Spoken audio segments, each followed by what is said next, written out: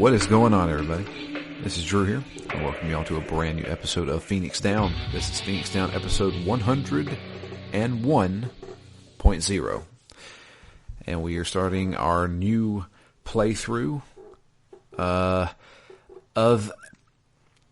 a semi-themed year. Because are you implying we'll fall off the wagon? I'm implying that we will not do that many of these this year because of how long they are.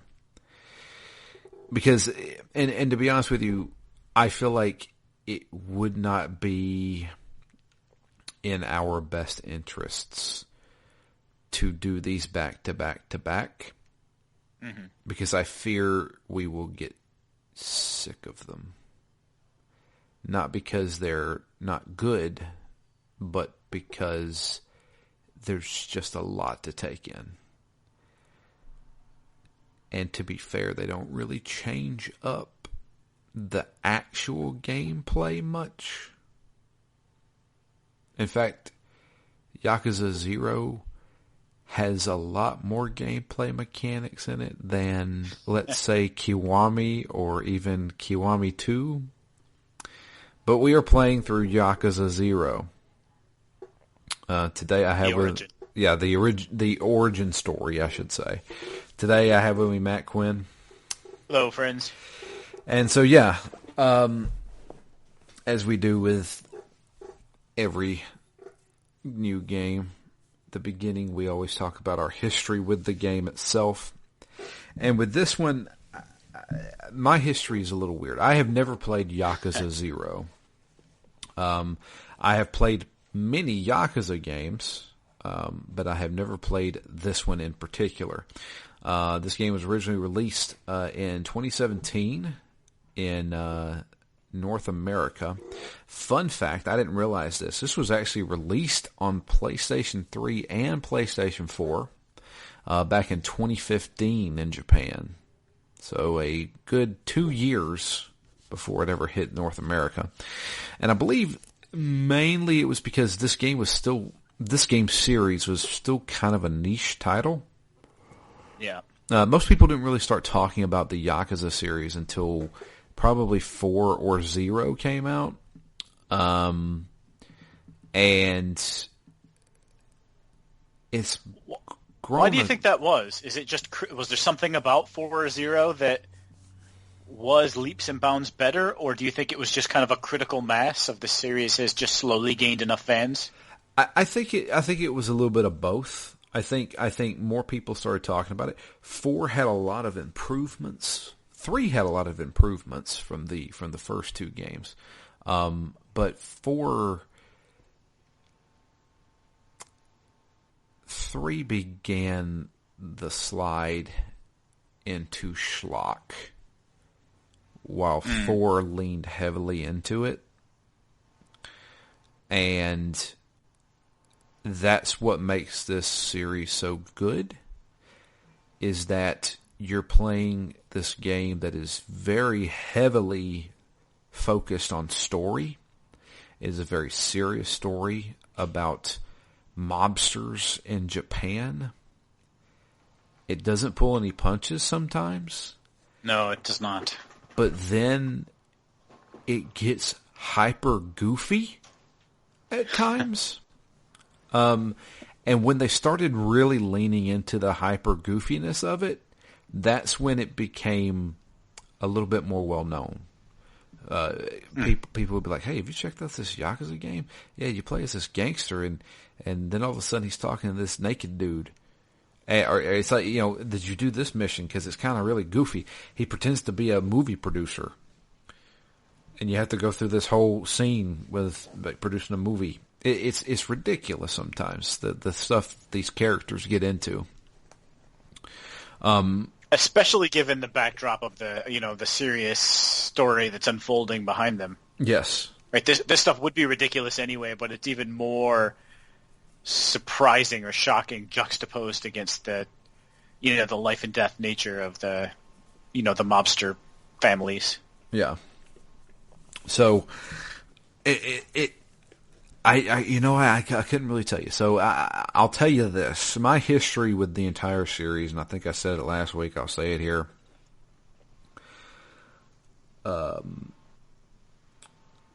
When I was in college, I didn't play video games. I've told this story a million times.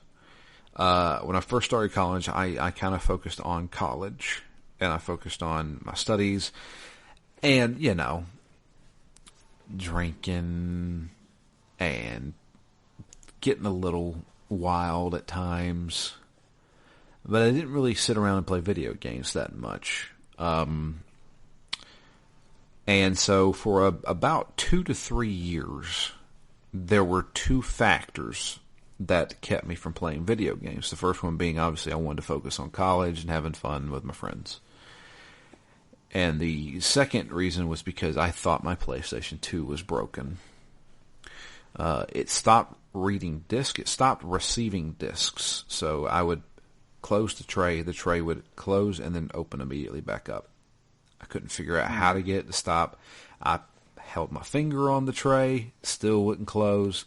I put tape over the tray. It would just sit there and never actually read the disc.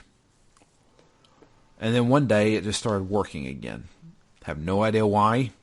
I didn't do anything differently. It just sat there collecting dust, and then one day it started working again. You need to take a breather. I guess so. And I was with a friend, and we went to GameStop, and I noticed on the shelf there was a copy of Metal Gear Solid 3 Snake Eater, to which I asked the GameStop employee who I knew. I was like, when did they make a new Metal Gear game? He's like, dude, that's been out for like a year now. And I was like, well, I'm going to pick that up. So I bought Metal Gear 3. I played it, beat it, enjoyed it. Went back to GameStop and said, I want to pick another game out. So I looked on the shelf, and there was a game. I remember the case. Still have the case somewhere. I still got the game itself, the same copy that I bought. PlayStation 2 copy of Yakuza, which back then I didn't know how to pronounce Yakuza, so I called it Yakuza. And I just thought it looked cool. Dude with a giant dragon tattoo on his back. That's all it was. The Kazuma Kiryu is standing there, and you're looking at his back while he kind of slowly turns around, kind of thing. I was like, okay. I looked at the back of the box. Looked like something interesting. It was obviously something to do with Japanese gangsters. Takes place in what I thought was Tokyo, which kind of felt like it wasn't. And I was like, I'll give this one a shot. And I played it, and I fell in love with it. And the couple of reasons why is because of what this game actually was. So I went into it because I did do a little bit of research on looking it up and like what it was. For some reason, when they first started out, they were marketing this game as Grand Theft Auto set in Japan. Yeah, that's kind of how I always pictured it. Yeah. That is farthest from the truth than you can probably get with this game.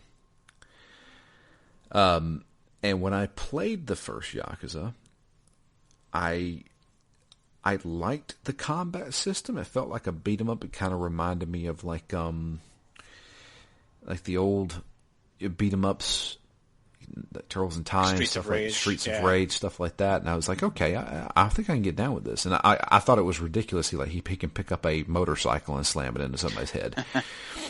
So I was like, okay, this is ridiculous. And I kind of fell in love with the series. Yakuza 2 came out, and we finally got it over here in the States, and I was like, yes, purchased it right away. Yakuza 1 and 2, 3 and 4, I played on our old Twitch TV channel, which back then was Justin TV. We streamed all 4 of those games, not back to back. Obviously I played them as they came out. But back in the day, we did play all of those games. And I got kind of like my group of friends involved in it, and they really liked the series too. Thought it was ridiculous and funny and crazy and intricate. And so I've played Yakuza 1, 2, 3, 4. And I played parts of 5. I can't remember. I don't think I ever finished 5. And I never played 6. And I never played 0. But I do love the series. I think it's a fantastic series. It's well thought out. It's well written. It's well acted. And that's the first thing I have to get into, is that the first Yakuza game was fully voice acted in English. And one of the first things I realized, one of the first things that really got me saying I like this game, is that Goro Majima is played by Mark Hamill. And he is doing a rated R version of the Joker. And it is absolutely fantastic. When you say that, it does not match at all with the Goro Majima that I know from this game so far. And we're going to talk about that. I'm so fascinated to know what of the game that we've played, in the game that we are playing, ends up being foreshadowing or revealing in ways that I don't have any idea about because I've never played these other games. Yeah, so there's a major thing that happens in Yakuza 1 at the very beginning of the game that you're just like, oh, how'd this happen? And from what I understand, they're shedding light on it, all of it, in this game. Majima, Goro Majima is an insane person.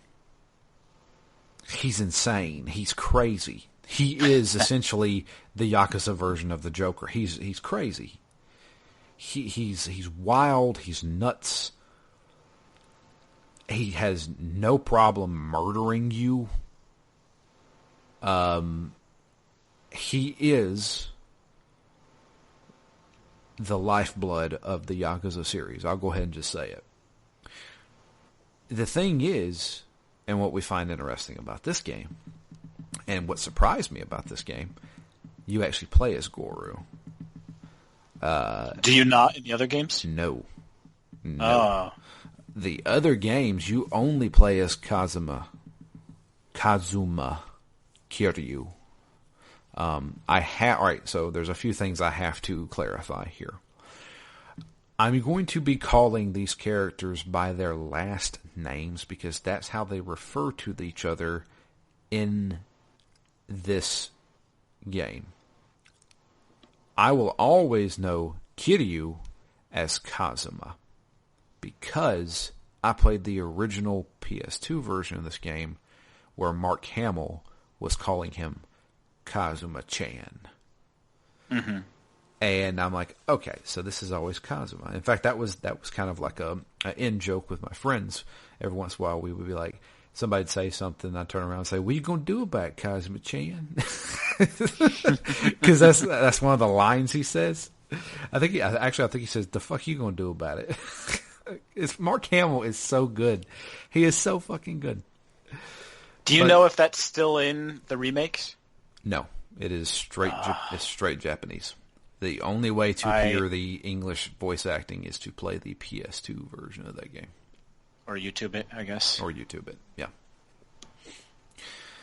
But, yeah, so the main character of Yakuza will always be known as Kazuma in my eyes, but for the sake of not confusing people or myself, I'm going to be calling him Kiryu. Same way with Majima. So Kazuma, they always called him Majima in the English version for some reason. I guess because it's basically like Kazuma wasn't friends with him, so he just called him by his last name. But yeah. So anyway, Matt, What about your history with this game? Well, one of the two of us has history with this game and series, and it is not me. Yeah, I really like your story of getting, back into games with Metal Gear Solid and Yakuza. And I wonder if you equate them at all because of that, because there are some points in this game where I'm like, man, this is a lot of dialogue. This is almost Metal Gear-esque cutscenes and dialogue. One scene in particular, I assume you would know what I mean? Yes. So Reminiscent of Metal Gear 4? Uh-huh. So here's the thing. They only get longer.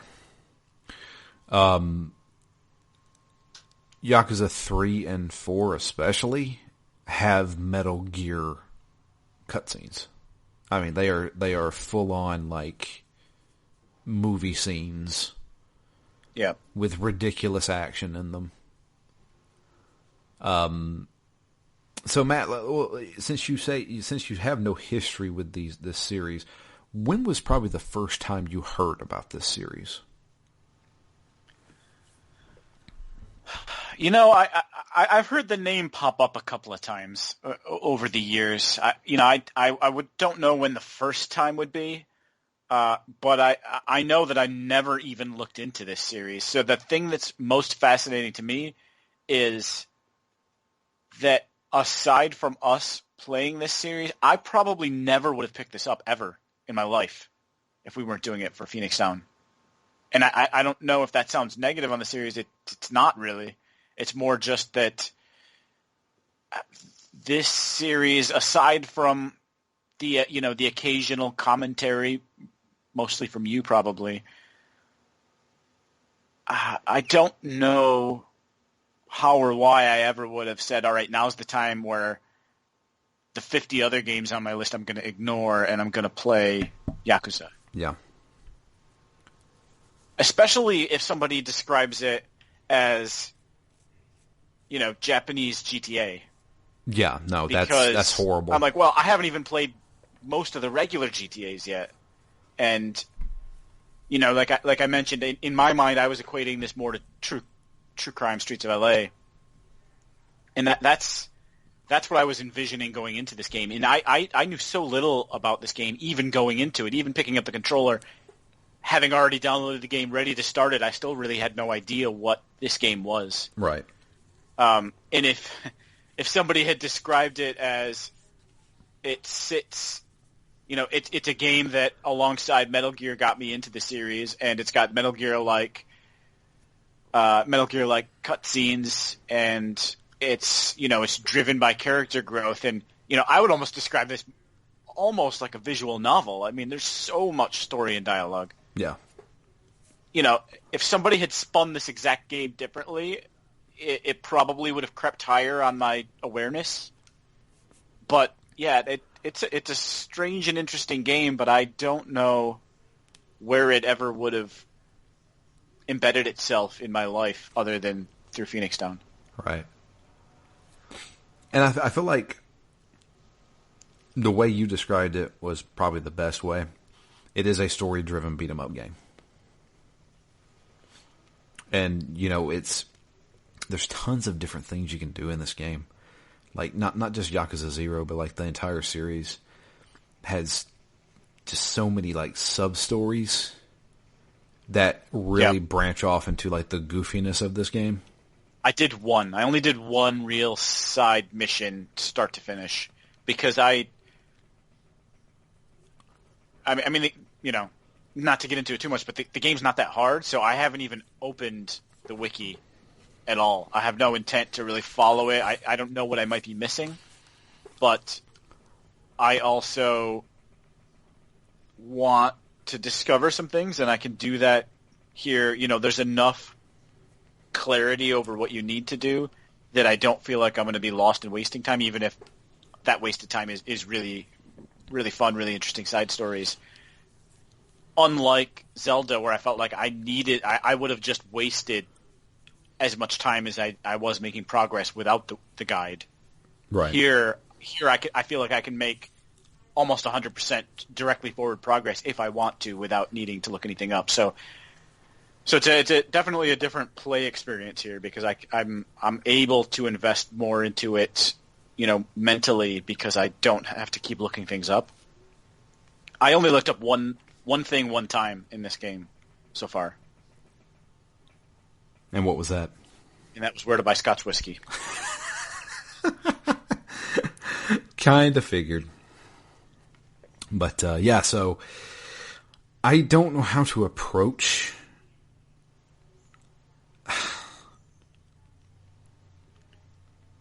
I do like the structure. So before you get into the story, I like the factor. And again, I don't know how much of this is foreshadowing, and I didn't know that you don't play as Majima in the other games, but I do like that you've got kind of two lead characters. Each one is kind of separated. I assume that these stories at some point will interweave together. But, I just generally like that structure in books, movies, games, whatever. I like that you're kind of juxtaposing these two characters by the simple nature that you're switching back and forth between them. Right. And they both kind of have their own compelling narratives and rationales for things. And I'm looking forward to seeing when they finally meet up after having played many hours of this game. Right. And then even wondering at that point which one I would root for if they do end up doing battle with each other. So I can. Do I want to tell you? Do I want to tell you how the relationship turns out to be? No, I do not want to know. Okay, I won't tell you. I'm pretty invested at the moment. Right. So I feel like the first thing I need to at least explain is the hierarchy of the Yakuza. Yeah, the families. Yeah. So the place that we are at, the city that Kiryu is in, is Kamurocho, which I think is a borough of Tokyo. I don't know. Yeah, it's definitely in Tokyo somewhere. Yeah.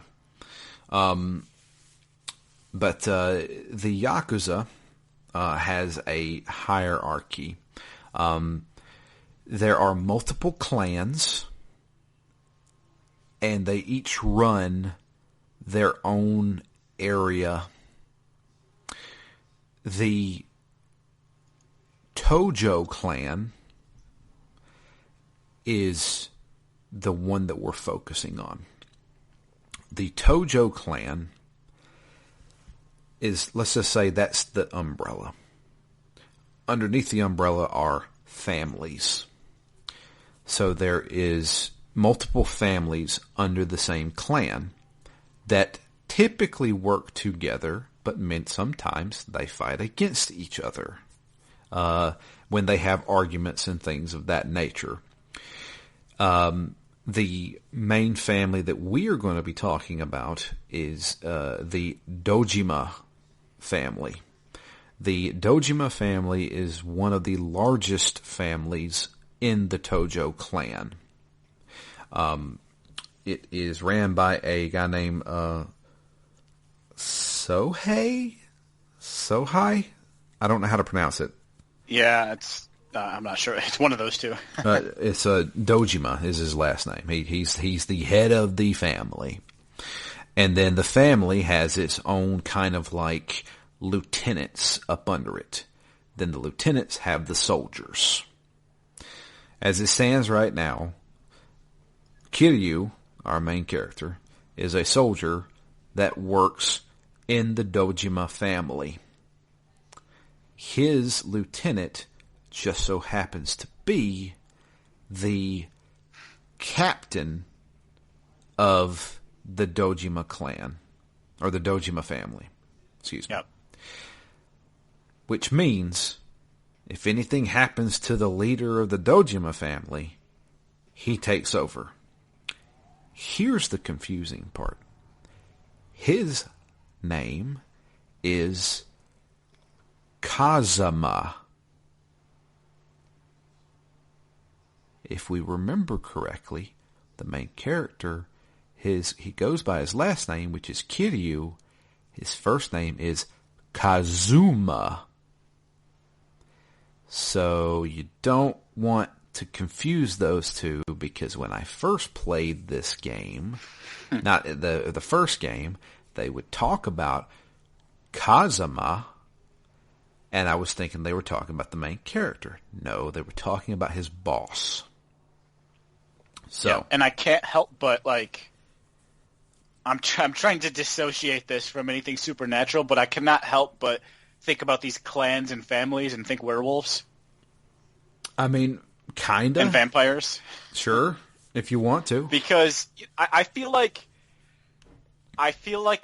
where Kiryu sits in the pecking order is a pretty common starting place in a lot of those stories, right? He's new to the system.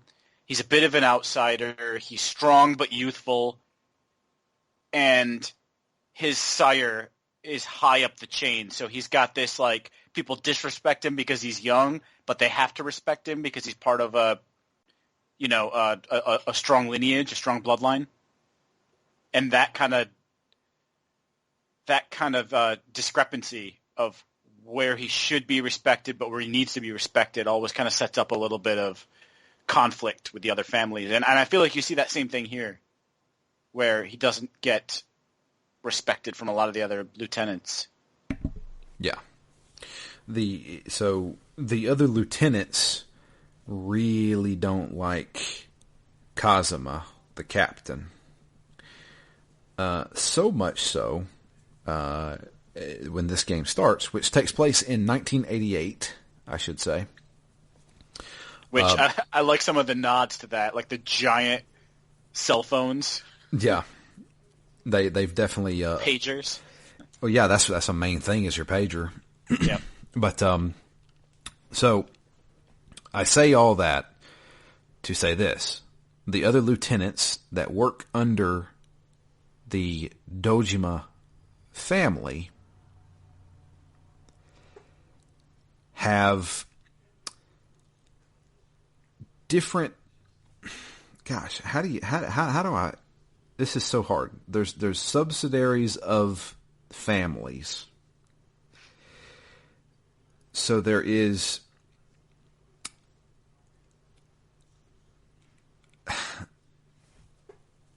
There's families inside of families. Yep. Basically, yeah. Pretty much. So there's the Tojo clan, there's the Dojima family, which then has other...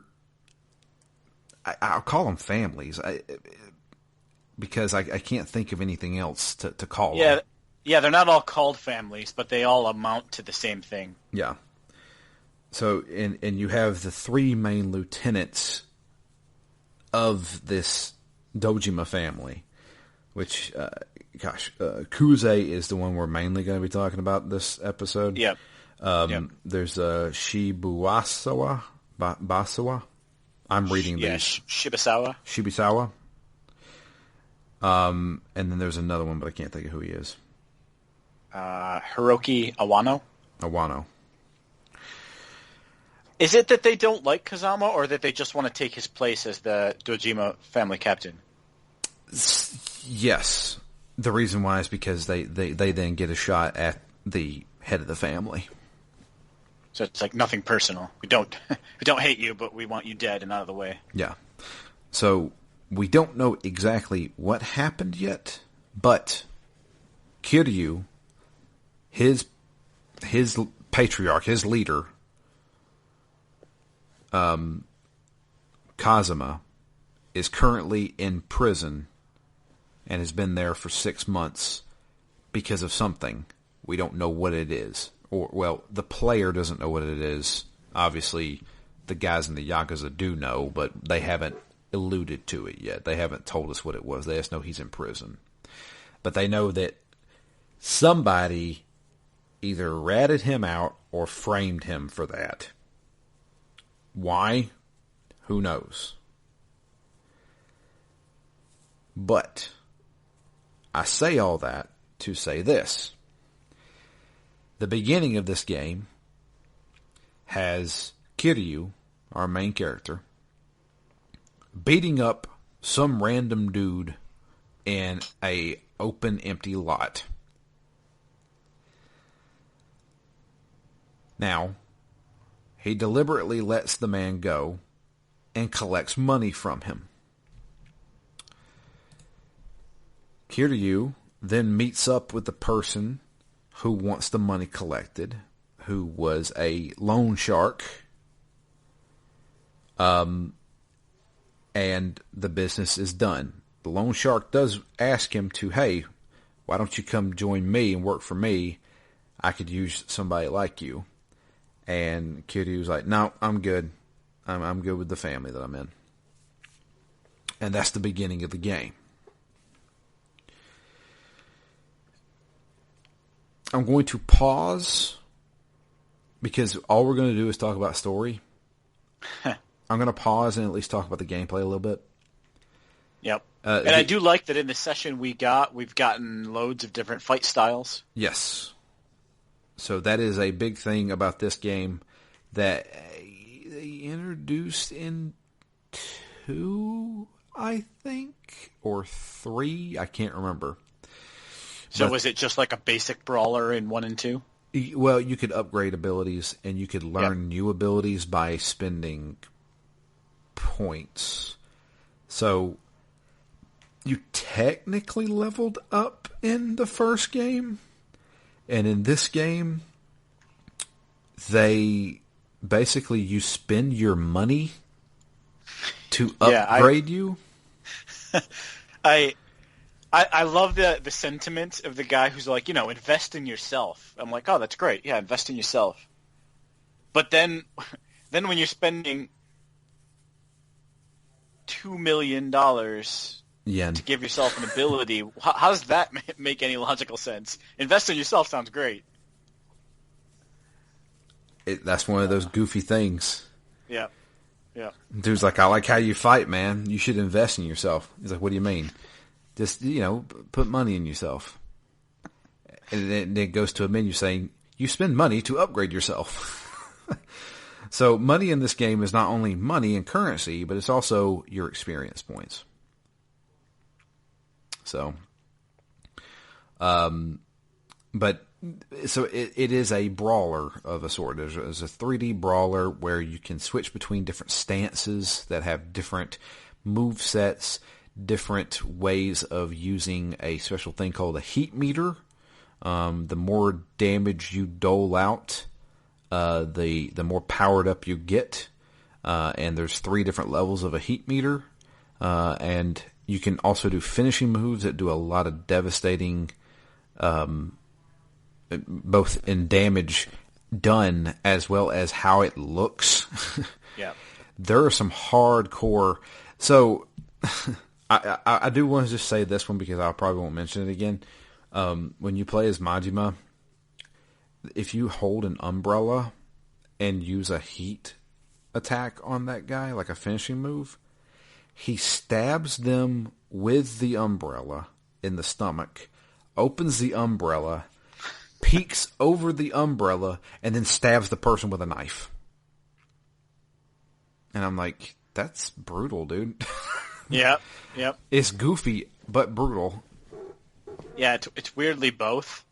Like you're like slamming heads into curbs and brick walls and doing all kinds of like vicious stuff. They don't accentuate it as much as they would, I don't know, like in a Mortal Kombat game, but it's definitely pretty brutal. Yeah. They do shy away from like that last 10% though. Yeah, you don't see like an eyeball pop out or anything like that. Yeah. Yeah. But yeah, it's basically a beat 'em up, and that's honestly that's the majority of the gameplay is just fighting guys in 3D arenas, usually on the streets of the city. But and I'll go ahead and say Majima gets all the best stances. He has the best stances in this game. Yeah. Because Kiryu, when I'm playing as Kiryu, the only stance I use is Rush. Yeah, me too. Definitely Rush. But Majima learns how to break dance fight. he also just pulls out a baseball bat, and his stance is called Slugger, where he beats people with a baseball bat.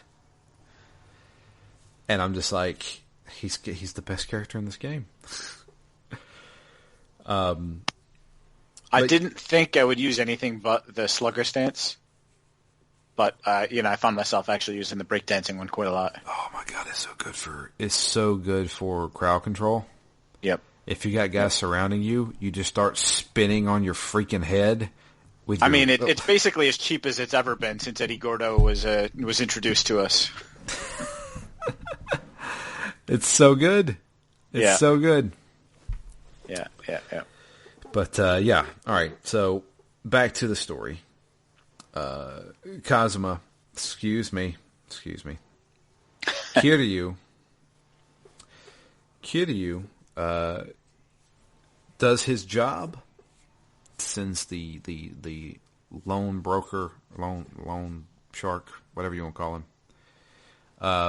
on his way, and he goes and meets up with his buddy Nishiki. I got to do this part twice also because I didn't know how to save the game. Yep, me too. I was like, it's auto-saved. Because at this point, like, when we meet up with Nishiki, we're already an hour in. Yep. That's how long the cutscenes are in this game. But Nishiki is a childhood friend of Kiryu. And he's also in the Yakuza under the umbrella of the Kazuma lineage. And they go a little bit deeper into that. Kiryu. I'm going to keep doing that because I've always known him as Kazuma. But I thought you were talking about Papa Kazuma. No. Papa Kazuma, not... All right, so it's... Kazuma Kiryu. And what's the Kazuma guy's name? I don't even know. Anyway. Shintaro Kazuma. Yeah. So, yeah. They grew up together. Nishiki and Kiryu did. They were orphans, and they grew up in an orphanage that was ran by Kazuma. They knew he was in the Yakuza, and when they turned 18, they both wanted to join the Yakuza, and Kazuma didn't want to hear it. He didn't want them to have anything to do with the Yakuza. Stay away, stay out of it. Yeah, but violently opposed to it. Violently. Beat them up over it. But they were still adamant about it. Reluctantly, Kazuma allowed them to join under his umbrella. So, say all that to... Basically, this beginning part with Nishiki is just... Here's a tour of the city. Also, here's some tutorials. Show you how to fight, that kind of thing. But, and also, here's immediately you get a lot of like character building. Yeah. Right, in the way you get both of their outlooks on the world. You get their, the discrepancies, the way they don't see the world the same way, but you still do get some friendship between them. So I thought this was a really nice way to start, just kind of walking around and just kind of shooting the shit while walking around the city, talking about getting drunk and having drinks. And Kiryu is a very reserved man. Yeah. He doesn't say much. He tries to stick to himself in most situations. Doesn't like flash. No. While Nishiki is almost the exact opposite. He's all about the ladies. He's all about, having a good time and partying. Hey, man, we're Yakuza. Nobody's going to mess with us. Yeah, nice cars, nice clothes. Yeah. So, and this is basically just establishing their relationship. They're almost like... They're basically brothers that act completely different from each other. But anyway, gosh,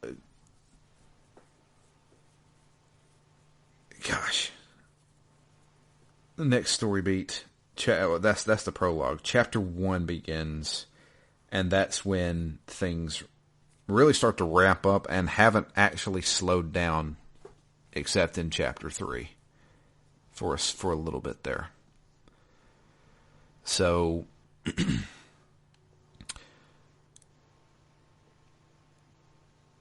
Kiryu gets a pager message. Well, did they see this on TV when they were did they see out drinking? Is that the first thing that happens? They see it on TV? I think so. Okay. Yeah. And Kiryu's like, oh shit. Yeah. So they're watching. They're getting drunk at a bar, or it may be the day after when they woke up. Yeah, it might be the day after. When they woke up with a hangover. They're watching the local news, and the news is reporting on a murder that took place last night. It was in an empty lot, and there was a man that was shot and killed. Well, come to find out, that's the exact same place, the exact same man that Kiryu was beating up the night before. Now, Kiryu most certainly didn't shoot this guy. He didn't have a gun. He beat him up and collected money. That was it. Well, word travels pretty fast in the Yakuza. He gets a pager beep. He got beeped because for the young people, a pager back in the 80s, when you had to get a hold of somebody, there was this device called a pager that would beep, and it would give you a text number or with letters, and it would tell you to call this number. You would then have to find a payphone and call that person back. That's how you used to communicate with people. Anyway. It was awful. Yeah. Do you remember when you made plans with somebody and you said, hey, I'm going to meet you at 7 o'clock at this place, and you got there at 7 and the other person met you at 7 without ever having to talk to them again? Yep, without having to confirm 6 times and then have somebody not show up. Yep. And then if they didn't show up, you just sat around and waited until they did show up or just went home. And then you'd be like, dude, what the hell the next day? And he's like, dude, my car broke down. That's a lot more trust in those days. Yeah. Yeah. Anyway. So he gets a page with... They have their own little kind of like code. Certain things mean certain things, and it's basically saying, "Hey, you need to show up to the Dojima family headquarters, like right now." So Kazuma's like, "So they know?" Not Kazuma, Kiryu.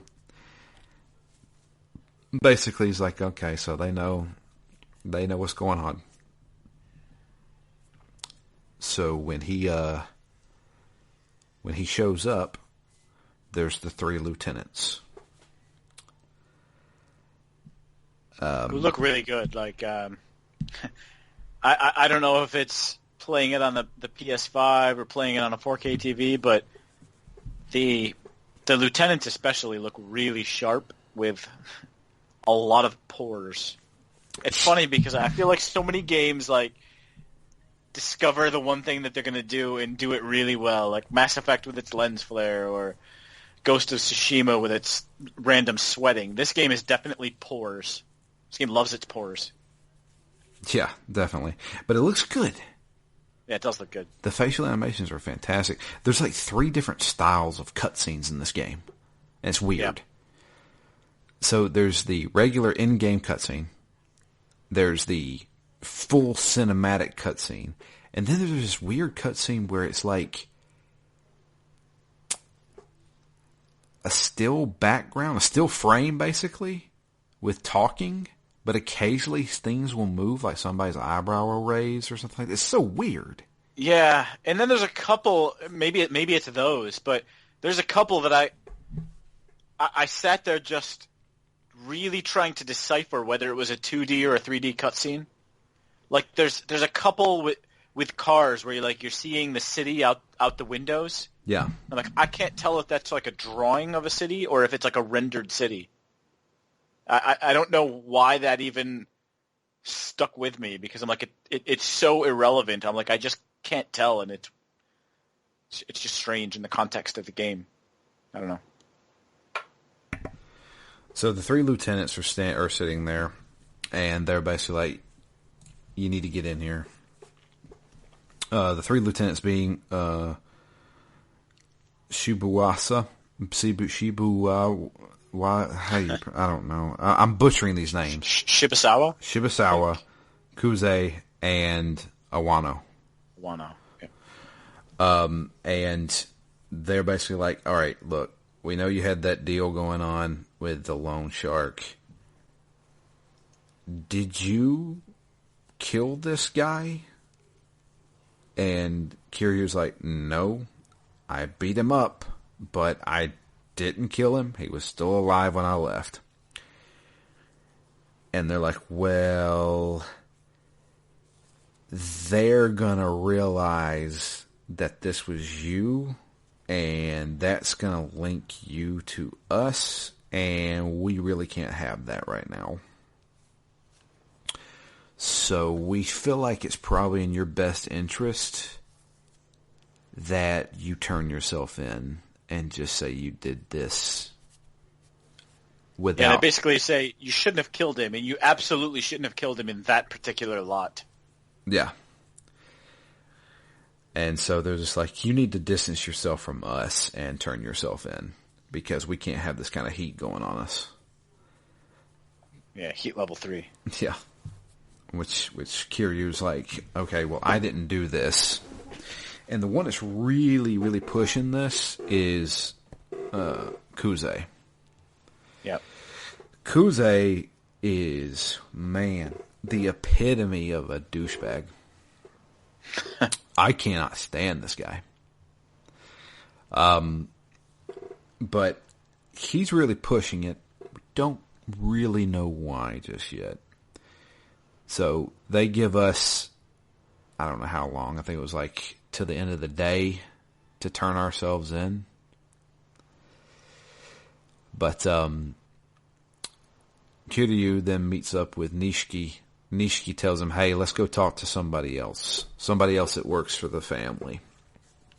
And I don't know who this guy is. He seems to be a little higher up than Kiryu and Nishiki, but still not a lieutenant or something like that. You know who I'm talking about, right? Yeah, so it looks like they go to the... We were at the Dojima family headquarters, and now it looks like they go to the Kazama family headquarters. Right. So it sounds like this guy is Kazama's right-hand man. Right. That's what I'm thinking, too. And he tells a little bit more as to why the family is acting the way they are about this. Which, obviously, this is a big deal, but the reason why is because the family has been trying to get a hold of that empty lot for a long time. Trying to buy it out. There's a couple of things they can't figure out. A, who actually owns it? They can't figure that out. B, if they do figure out who owns it, how do they get them to sell it? Or how do they get them to get out of there? The reason why is because it is completely surrounded by things that are owned by the Dojima family. And that's kind of like the last big puzzle piece. That means they control the entire area. Yeah, and then they can go and redevelop it and turn it into some... It's only, it seems at the moment, just to get that so they can basically bulldoze everything and redevelop. Yeah, and turn it into something that could be profitable, like, you know, I don't know, like a cabaret club. Or a prostitution house. Those are like the favorite things in this game. But it's prime real estate because everything else is already bought up. It's hard to get a hold of anything now. Nobody's getting rid of anything. This is the one lot we need. And for the past year, 2 years, we've been trying to get this lot. and you just killed a guy in it. Now the cops are swarming that thing. It's going to be on lockdown. We're never going to be able to find out who owns this lot and if we can ever get it. So that's the reason why they're acting the way they are. But here's the thing. I can't remember what this guy's name is, but he knows a little bit more information. The reason why is because they believe this whole lot thing is the reason why Kazuma is actually in prison right now. They don't know what happened. There was some kind of a feud between them. But the lieutenants fought with each other because they realized that whoever actually secures that lot will get in good with the boss of the Jojima family. That means they'll get promoted. Probably take Kazama's spot. Take Kazama's spot. Yeah. So that's a recipe ripe for infighting and backstabbing. Yes. Now, we also get a little proposition. Kiryu gets contacted by one of the lieutenants, particularly Kuze. And Kuze tells Kiryu, here's the deal. If you turn yourself in, you're going to go to prison. There's no getting around that. But I'll help you. While you're in prison, you're going to be right there with dear old dad, Kazuma. Kazuma knows something about that lot. He has information. Go to prison, serve your time, but also report back to me the information that he gives you, and I'll make sure when you get out, you're going to be right there with me. And of course, Kiryu's like, I'm not having anything to do with that. I'm not going to betray essentially my adopted father. So, Kuze, he's like, why don't you think about it? I'll give you the day to think about it.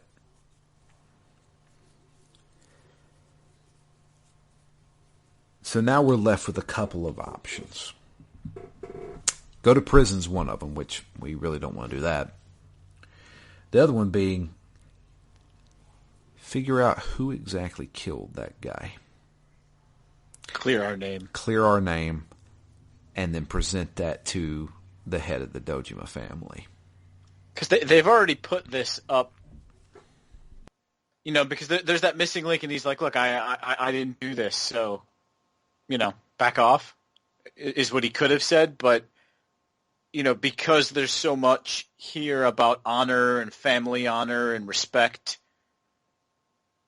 right? He can't just say I didn't do it, shrug his shoulders, and walk away. Obviously, he's tied into these families, and what he did or didn't do, whether it did or didn't happen, the way it's reported, still comes down on Kazama, not just on Kiryu. Yeah. So that's where I think. Or that's where he clearly has this extra incentive to clear his name, not just his own name, but to clear Kazama's name as well. Right, because they're basically holding him responsible for it too, because, well, he's the one that brought Kiryu into this whole Yakuza thing. Yeah, he's the one that turned him. So, the next thing we really need to do is hit the streets, figure out who actually owns this lot. Why was that guy killed there, and who killed him? Well, while we're doing this investigation, the first thing we kind of figured we need to do is let's go talk to the guy who hired us to beat him up. Well, we try to go find him, and when we do, he has a gun. And he is definitely afraid of Kiryu. And while holding a gun on us, lo and behold, Kuze shows up. Kuze is basically saying, okay, here's the deal. Yes, this guy works for me. Yes, we had that guy killed there. And the whole reason why was to get you to go to freaking prison. Because we are sick and tired of you and your daddy. And we want that info. Yeah. So you kind of don't have a choice now. You just have to do it. So, unfortunately, it doesn't work out that way. Kiryu is basically stuck between a rock and a hard place. Doesn't know what to do. Also, after this time, the head of that loan shark company, he's killed. Yeah, and we're pretty sure Kuze killed him. But so yeah, now we're kind of stuck out of options. The only thing we can really do is try to convince the other lieutenants or the head of the Dojima family himself that I didn't do this. So we hit the streets again.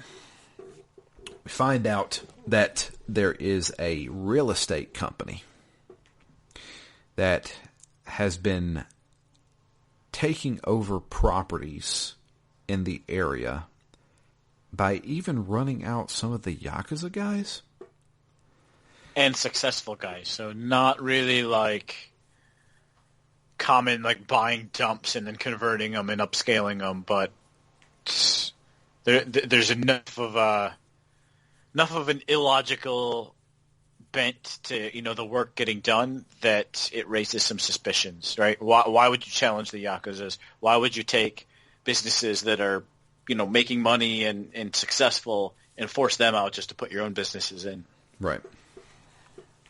And so we go on this whole long quest line of trying to figure out what this company is, because we're actually approached by the head of the company, which was, what was that guy's name? Tachibana. That's it. Tachibana. So that's all the start of chapter 2. We have the big climax at the end of chapter 1 first, right? Or did some of this happen still in chapter 1? I think that with Kuze telling us to basically you're screwed because he was the one that hired, he's the one who got the guy killed. That's the ending to the chapter 1, right? I thought after that we go back and basically go to meet Dojima himself to try to get him to let us out of the clan. Was that the first chapter? I thought that was the second chapter. Well, not you. Yeah, you may be right. Yeah, you're right. I thought everything having to do with the real estate broker was really the second chapter. That is. We meet the real estate broker, but in chapter 1, but we don't go and actually try to find this guy until chapter 2. That's right. Yeah. Because the end of chapter 1 is pretty crazy. Yeah. So yeah, let me reverse. We got to go back. There's a lot here. So you'll have to excuse me if I don't have everything. Yeah, no, proper. This is there's a lot of story to this game, absolutely. Yeah. So in order to save Kazuma, who is currently in prison, from basically getting either killed or removed from the Yakuza, Kiryu finally says, all right, look, why don't I go to the head of the Dojima family and just tell him, look, I want to quit. I want out of the Yakuza. I'm a civilian now. And leave my dad out of this, essentially. So that's what we do. Everybody's telling us, no, you shouldn't do this. You're going to be a dead man. Like that. Yeah, you don't just get out. You don't just leave. You don't leave the Yakuza. But Kiryu decides to go do it. And in doing so, he runs into Kuze. And Kuze's like, what are you doing here? You should be turning yourself into the cops right now. And Kiryu's like, oh, I'm not doing that. In fact, I'm going to go talk to the head. And he's like hell you are. So we get into a fight with him. I like the verbal baiting a little bit too, because he's basically like, "Let me out," and then Kuze is like, "No, we're gonna have you killed." And there's just a little bit of wordsmithing that goes on. He's like, "Well, now that you're out, we can have you killed." And Kiryu's like, "All right, well, you said I'm out, therefore now I can fight back, and it's not in family fighting." And I like how he tricked him a bit. Yeah. And then that's basically the instigating point. And now he's like, "All right, now I can fight my way through this whole building. I don't give a crap about any of you. I'm not in anymore." Yeah, you're not part of my family anymore. So, yeah. But we do have our first actual boss fight, which is with Kuze. I had to do this like 3 times, dude. Yeah, I actually got really lucky. So, but before this fight, you kind of get the sense. I mean, the story is well written enough that you get the sense that you're building here, right? Like you're going to see the you're going to see Dojima. This is the head of the clan. You know that it's going to be something climactic. So I certainly was expecting a battle and went for the first time and like stocked up on health items. I did too, but man, he was still rough. Yeah. So the first part of it's easy, but you'll find out boss fights, when they go into heat mode, wow, they can take some hits. Yep, and they can juggle you a bit too. Oh, yes, they can. But I was able to finally defeat him after like 3 tries of this. But so after we beat him, we then move on to the actual head of the Dojima family. I do love the scene where he has to pay for his crime against the family. Yeah. So Kiryu comes out and is like, "Look, Kaze over here, or what was his name? Kuze? Kuze. Yeah, Kuze over here is bringing shame to the family. He had a guy killed in that little lot, all to try and screw over my adopted dad, who's in prison right now. And there's no telling why he's in prison. It's probably something that he did anyway." So, and he had me ejected from the family without asking Dojima. Yeah. Had Kiryu ejected. So Dojima, who comes out, he looks like a boss, doesn't he? Yep. Yeah, he definitely does. He looks like a 1980s Japanese boss. He's got the Jeffrey Dahmer glasses on. He comes out in what looks like a kimono. Yeah. And he just he's got this attitude about him. He's very stern looking. Yep, very stern, very very like powerfully quiet. Yeah. And the other lieutenants are there. And when Kiryu comes out and tells him all this, he's like, "Okay, well, Kuze, you know what you need to do." And the other lieutenants are like, they just go ahead and just bring out a knife. And they bring out a little block. And he has to put his pinky down. And he has to cut off his own pinky. Which he does. Like, almost no hesitation. Yeah, which seems to be their shame, because they were basically telling Kiryu that he was going to have to do that. Yeah. Right? Like, if you leave the family, you at least have to cut off a finger. Yep. Although I don't know where they were drawing the line between that and just having him offed completely. That's true. So far, they've tried to kill this guy like 4 times. Yeah. So, but yeah, and in this cutscene, Kiryu also speaks with Dojima, who honestly is not liking any of the situation. He doesn't like how his lieutenants screw in the family over. He also doesn't like that Kiryu, who is this young, 23-year-old guy who just joined the Yakuza like 2 or 3 years ago, is, trying to make demands. And he kind of puts Kiryu in his place too. Yep. And is like, all right, you're out. There's no coming back. If this is what you want, you got it. And Kiryu's like, yes, this is what I want. He's basically saying, I will do anything. I will give my life to clear my name, clear Kazama's name, and not bring shame onto the Dojima family. Yeah. And so Dojima's like, all right, fine. You're out. I don't ever want to see you again. Get out of here. Yeah, which, okay, that's the rule, but listening to what he just said, I mean, he's willing to give up his life to save you from shame. And that's the response? I never want to see you again? I don't know. I mean, I guess their honor trumps logic, or rules and traditions trump logic, but, here's someone saying they will put down their life for you, and you're just like, I don't want to see you ever again. No. And that's the end of Chapter 1.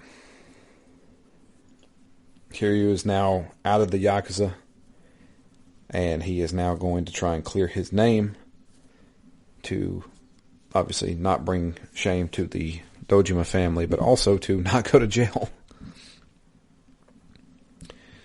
And that's when we are met by the real estate head honcho, Tachibana. And Tachibana is like, hey, I'm actually here to help you. Would you please join me? And Kiryu's like, no, I'm good. I don't work for the Yakuza anymore, and I don't really care who you are. I have better things to do right now, like clear my name, and basically ignores him. To which the next day he's talking with Nishiki, and Nishiki's like, yeah, but he probably knows something. You might want to go talk to him. Well, Kiryu's like, well, let me just go around town and see exactly what this real estate company's been up to. Yeah, and here's where I had my first, oh man, is this the type of wall I'm going to hit in this game? Because it's like the one part where they don't direct you exactly where to go. Yeah. And it's basically just wander around town until something happens. I'm like, really? That's the direction you're going to give me? Yep, gather information. The only good thing I will say is that the map is not that big. Yep. So you eventually are going to run into the people that you can talk to. But, yeah, we have to gather some information. And basically, we find out that there is like a apartment complex, or there's a complex where they are currently trying to buy it out. When we arrive there, we see a man who runs a bar, who has a family, and he's the only tenant left in the building who has not sold out to this company. So Kiryu's like, look, I just want to know what they're up to. Like, how do I find the head honcho? And at that time, the guys show up. Not the actual leader, but his right-hand man shows up along with a few goons. And they're like, okay, this is your last chance. We're going to buy you out.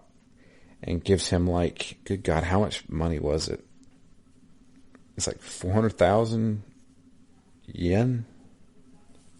Yeah, I thought it was something like 6 million in the end. It could have been. I can't remember. So I thought it was stacks. He's like, here's 2, now here's 2 more, and then here's 2 just as a bonus. Yeah. And the guy's like, no, I'm not going to do it. It's not about the money, it's about the principle. He gives this long sob story. And Kiryu's like, all right, leave the guy alone. He's like, what are you going to do? He's like, you a Yakuza? He's like, no, not anymore. But you got to leave this guy alone. And the guy's like, all right, fine. We're out of here. He leaves. Throws the money at the guy. Throws the money at the guy. And they as soon as they leave, the guy starts gathering up the money. He's like, "All right, idiots, I'll take it." Take it and run. Kiryu's like, "Well, you just gave this whole speech about being the principal of the thing." He's like, "Dude, people in this building were selling out at the first offer. They're idiots. All you gotta do is just hang out for a little while. They'll give you more money. That's exactly what I'm doing. I'm out of here." Yep, I got my payday. Yep. And Kiryu's like, "Oh, jeez." But unfortunately, we don't have much more information. When we leave the building, though, we notice there's a few hobos hanging around. And Kiryu asked one of them, he's like, "Hey, where'd all your friends go?" They're like, "Oh, they went on to the next job." And he's like, "What, next job? What are you talking about?" I said, "Yeah, the real estate company, they hire us to go and bum around places that they want to buy out to make it look bad and make people want to move." And I was like, "Okay." So, all right, well, let's go talk to some hobos. And we find some hobos sitting around a barrel fire, because of course that's what hobos do. They hang around barrel fires. And we're like, "Okay, so you guys have been hired by the real estate company, right?" And they're like, "Yeah." "What can you tell me about them?" "Well, can you get us some booze and I'll tell you?" So these guys have crazy tastes. Got to get one of them sake. Got to get one of them beer. You got to get one of them champagne, scotch. Sochu. I don't know what that is. I thought it was pretty much like sake. I think I've had it a couple of times. What is sake considered? A liquor? Yep. Okay. Made from rice. Is it like strong? Well, there's two different types. I've had quite a lot of sake in my day. I don't know if this part's true. I've heard that the hot sake is like lower quality, and that's why you heat it up a little bit. To me, it tastes a little bit like weak vodka. Okay. But that's for kind of like the hot, clear sake. What I like is the Nigori sake, which is unfiltered. So it settles out pretty quick, but you know if you mix it all up, it's kind of like a creamy white color, and it's just got a lot more like sweetness and flavor to it. It doesn't really taste at all like weak vodka. Gotcha. And you can kind of sip it a little bit more like wine. But yeah, that I like quite a lot. The hot sake, it's got its place, but it's not really nice to sip on. Never had sake. But yeah, so we had to go get these guys booze. I apparently got an achievement for this, and I didn't realize it. So I went to, I had to roam around this whole freaking map, going to different stores. Yeah. And I found champagne, and it was like really expensive, but I got a lot of money, but whatever. So I bought it. I got an achievement for giving him like the most expensive champagne. Oh, really? Yeah. It was like a rare achievement. It was one of those that pops up and it has like the diamond. Makes a different sound whenever you unlock it. I was like, "Oh, this is a rare achievement." Apparently people don't know to get the... I didn't see any other champagne options.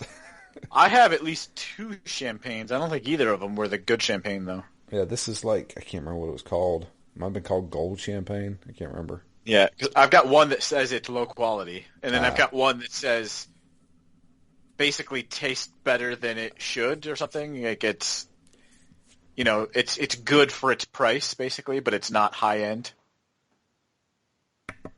Hey, I got you. I don't know anything about champagne. It's not Dom Perignon and Cristal, right? Those are the 2 top name ones. I guess. I mean, I've heard of both of those, but I couldn't tell you if those are good or bad. I know they're unaffordable. Yeah, there's no way I'm going to spend that much money. But, yeah. had to buy these guys booze, and they tell us, okay, well, yeah, they've got us going to this new site, and oh, geez, I'm drawing a blank on where we go next. They don't actually tell us the headquarters, right? I don't think so. No, we run back into the lieutenant of this right-hand man again. Oda. Yeah, and he tells us where to go. But I can't remember how we ran into him.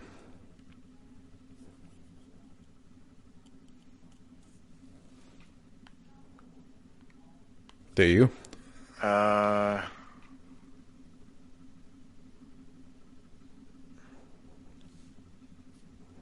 No, maybe they do just tell us, because I think that the next thing we do is have a fight with Oda, and I think isn't that in the room? Yeah, that's in the headquarters.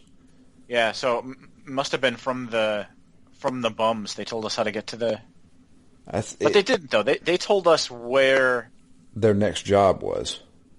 Yeah, where the Tachibana's men are. But maybe it was the same area. Maybe where the men are is at the penthouse that we spent some time in. Right. Well, anyway. Regardless, I don't think any big story beat happens there. The next big story beat is going to Tachibana headquarters. And we're told to go there by Oda, who is like, yeah, you want to meet the boss? You want to join up with us? Sure, come on. So when we get there... Was it the very first meeting that was strange? Like right after we leave the Dojima family, the first time we talked to Tachibana. It was out in the street while it was raining?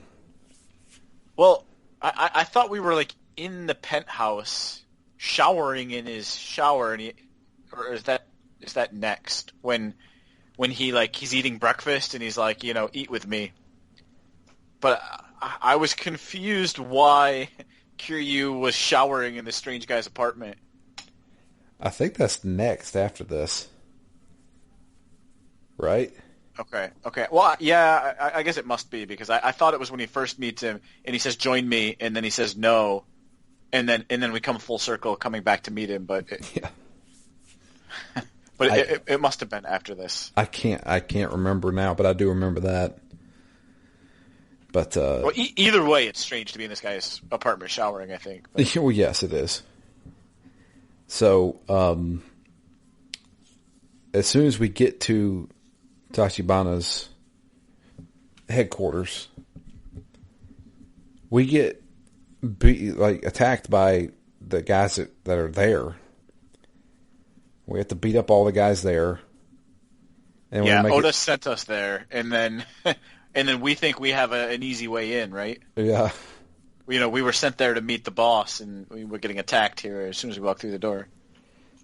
And when we get to the penthouse, Oda's there, and he's like, yep, I'm going to beat the crap out of you. And he pulls out a metal tonfa and tries to go to town on us. Now, I got beat once here and had to redo it again. But I was able to beat him up. After doing that, Tachibana actually shows up and is like, so what's going on here? And he's like, it's just a little test. We're just testing to make sure he is what he is. That seems to always be what it is. Yep. Need to make sure you're worthy. But Tachibana gives us a little bit more of a reveal. He's like, the reason why I approached you to begin with is because I've been looking for you for a long time. I was actually hired by your leader, your adoptive father, Kazuma. I was told right before he went to prison to seek you out because there's something big happening in the Dojima family. And then he got put away. I am also the person who bought the empty lot that the Dojima family wants. And I did it at the request of Kazuma. But I'm not supposed to release it to anybody. So, it sounds like Kazuma realized something was going to happen in the Dojima family and got the only trump card that he could through Tachibana. And with that revelation ends chapter 2, and when chapter 3 kicks in, we realize we're not playing as Kiryu anymore. Yep, he's nowhere to be seen. The next thing that happens, we're in a different borough of Tokyo. I can't remember the name of this. It starts with an S. But what's it like? Not Shobani. I can't remember.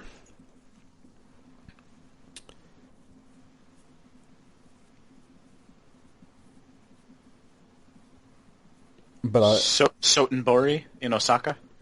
Sotenbori. Yep.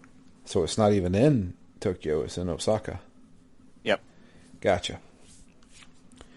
So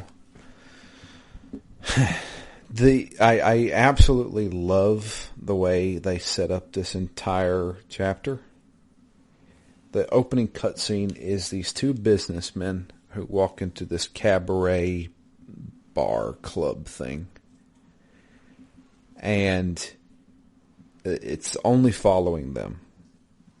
The boss businessman is like, yeah, I don't know about this place. It's probably ran by the Yakuza or something, and there's a lot of unsavory characters here. Maybe we should get out. Yeah, and his underling's like, nah, don't worry about it, man. This is great. We're going to have a good time. We're going to, get loaded. We're going to have, girls hanging all over us and stuff like that. I thought this guy was being brought in to be assassinated. That's what I thought, to be honest with you. Yeah, they go and sit down and they're having a good time. And one of the guys in the front booth he's having his way with one of the girls. So there's one thing I need to explain is, and you see it a lot in the Yakuza series. In Japan, and I'm guessing they still exist, I don't know. In Japan, they have these things called hostess bars, which are basically just a bar where you can rent the company of a young woman. But it's... Yeah, I can't tell if they pay for it or if that's just like... That's part of it. A perk of being in that bar. I don't know. Somebody can probably shed some more light on this, but it's not a strip joint. These women don't get naked and do lap dances. They're also not prostitutes. They are basically an escort without any other perks. It's basically just a lady comes and sits down with you and has some drinks with you and gives you a conversation. But anyway, one of the patrons of this cabaret is having his way with a woman. He is groping her, acting belligerent. He's obviously drunk. And a waiter steps in and is like, "Sir, you need to stop, please." And this guy is not having it. Shoves the guy down, and they're like, "Okay, we're calling the manager." The manager comes in, starts from, you see a silhouette of a man, starts up from the shoes, slowly rises up, shows his face. Now, I recognize who this was straight from the shoes. That's Majima right there. And it is Goro Majima. I know him well because I've played the other Yakuza games. And I said, oh hell, this man who is acting the way he is probably going to get murdered by him in front of all these people. Because I know Majima. What happens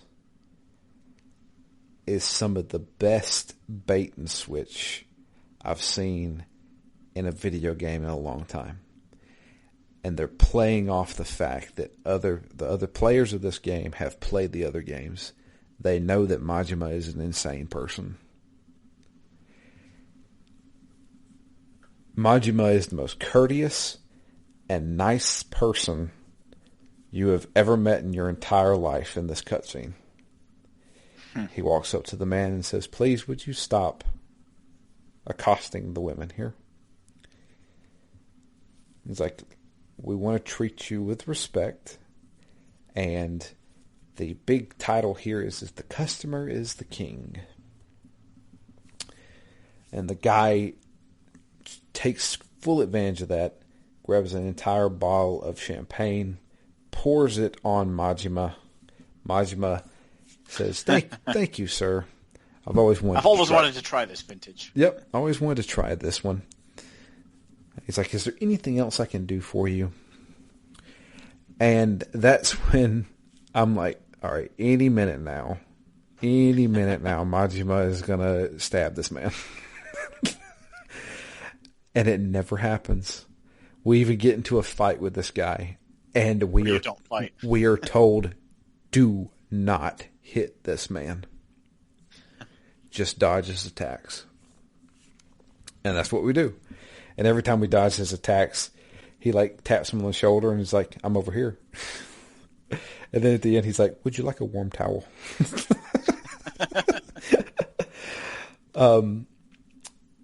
But basically, after this little fight scene here, he kills him with kindness, as they say. To the point where they're like, okay, we're going to have you arrested. But if you apologize to everyone here by buying everybody their round of drinks, I think we cannot ruin your life. Because he was a dentist or something? I can't remember. He's like, why should we ruin your life because of one thing? So why don't you do this? Let's just try and make it a good night for everybody, and we'll forget any of this happened. Just buy everybody here drinks. And he's like, okay, yes, I'll do it. I am so sorry. I acted like a fool. And he got exactly what he wanted out of it. And I was like, that's perfect. Yeah, it's cool that he maintains this allure, right? Because everybody's like, oh, the manager's coming. You got to see this guy. He's the talk of the town, and he does that. He does keep the customers king. He also makes the club money. So you get a lot out of this sequence. His style, his thought process, his intelligence in kind of bending this drunk guy to his will. So it's an interesting set of exchanges, I think. Absolutely. Sure. And then you mentioned kind of like almost like a bait and switch. Like what happened wasn't what you expected. I like that there's another one of those when it comes to the guy who walked in the club that was the focus of the start of the chapter. Who was scared of the Yakuza. Right. I like that. That's quite the switch from what you expect. Yeah. So yeah, it's a smart chapter. It's a well written, like that. You're introduced to some characters in interesting ways. Absolutely. So this chapter is basically just the introduction to Majima. And so Majima runs this cabaret club, which is what's it called? Grand Cabaret? Yep, Grand Cabaret. Yeah, the Grand, as they call it. And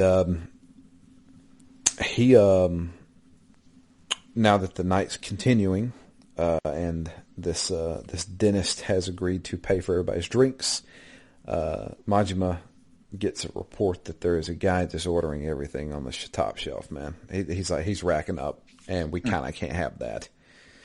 So Majima's like, all right, I'll go talk to him. And when he goes and talks to him, he recognizes him. And he's like, sir, would you please come with me? We would like to speak in private for a minute. And the guy's like, all right, fine. And of course, they sit back in the back. This is when we finally get the real Majima. So we go to the back, and Majima starts talking to him, obviously like he knows him.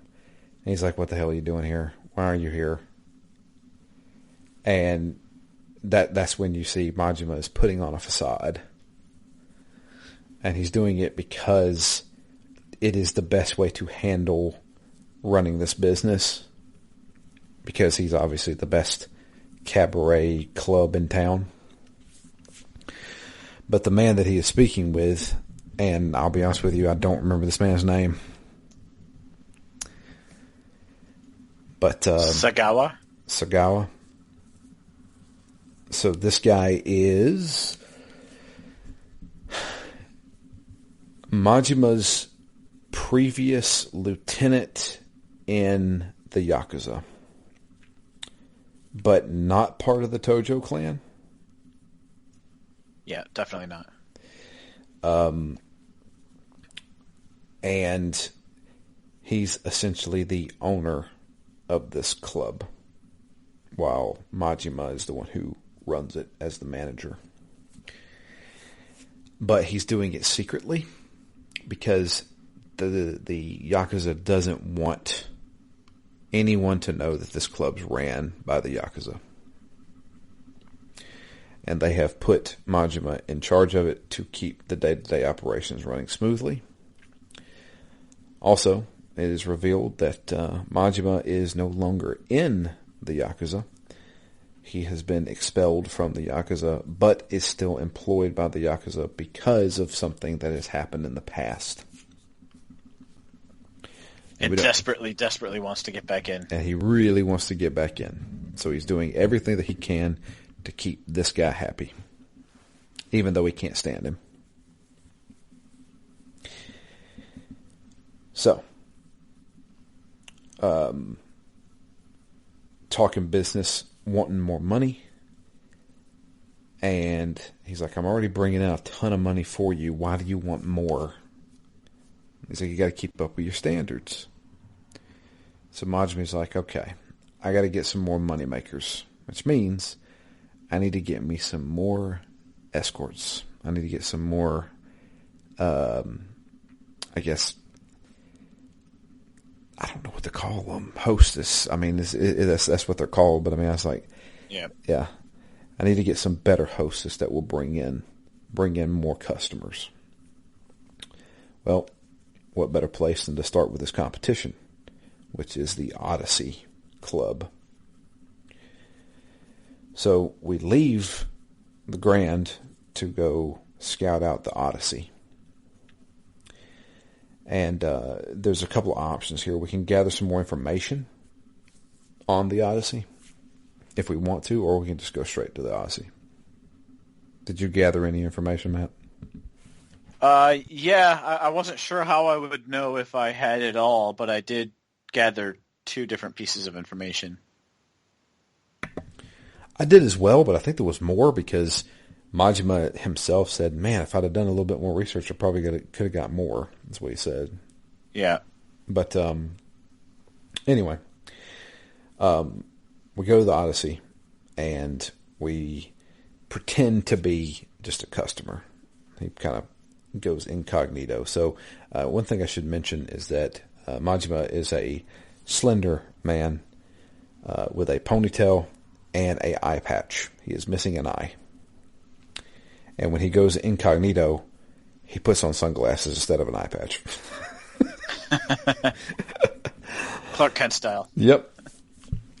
So he shows up there as kind of like just a customer, scouts out the place, and he's looking for a hostess in particular, the best hostess that the Odyssey has. He's wanting to get her to come join him.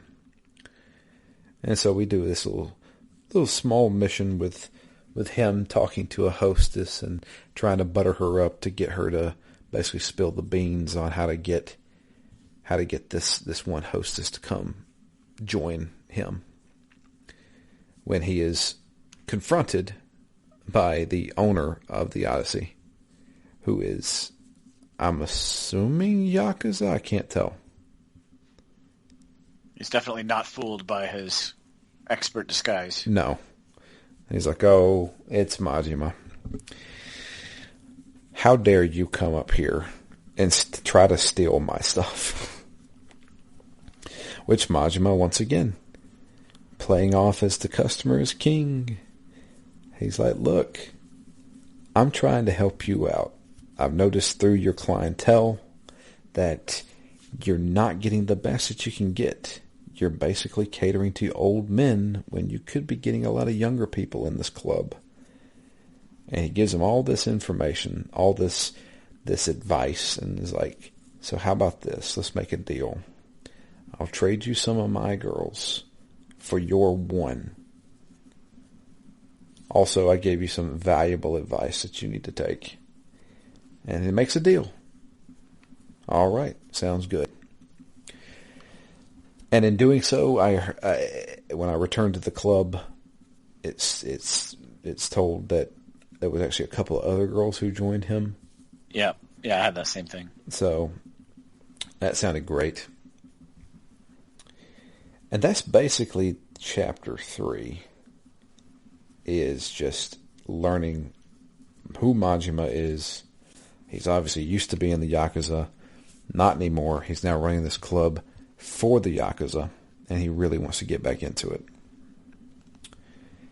Now on to chapter 4. In chapter 4, continuing the saga with Majima, he gets a visit from his Yakuza boss again. Tells him I like this place that they go. It's like a little sushi cart. Yeah. I like that. I'm like, look, they're drinking sake, eating sushi, and it almost looks like a room, but it's really just outside on like a cart. I'm like that. I want to do that next time I go to Japan. That is like the Blade Runner. Yeah. The little like Chinese cart area. Street outside. food, I guess, but it's almost like it's got a little bit of a personal, almost secluded touch, as much as you could get in a street cart, I guess. Yeah. So, the Yakuza boss tells Majima, I need you to do something. You want back in, right? Yeah. Money's not going to do it. For some odd reason, you want back into the Yakuza. And this is where we get a little bit more backstory on Majima himself, because they talk about his past. So Majima had a brother, and they were both in the Yakuza together.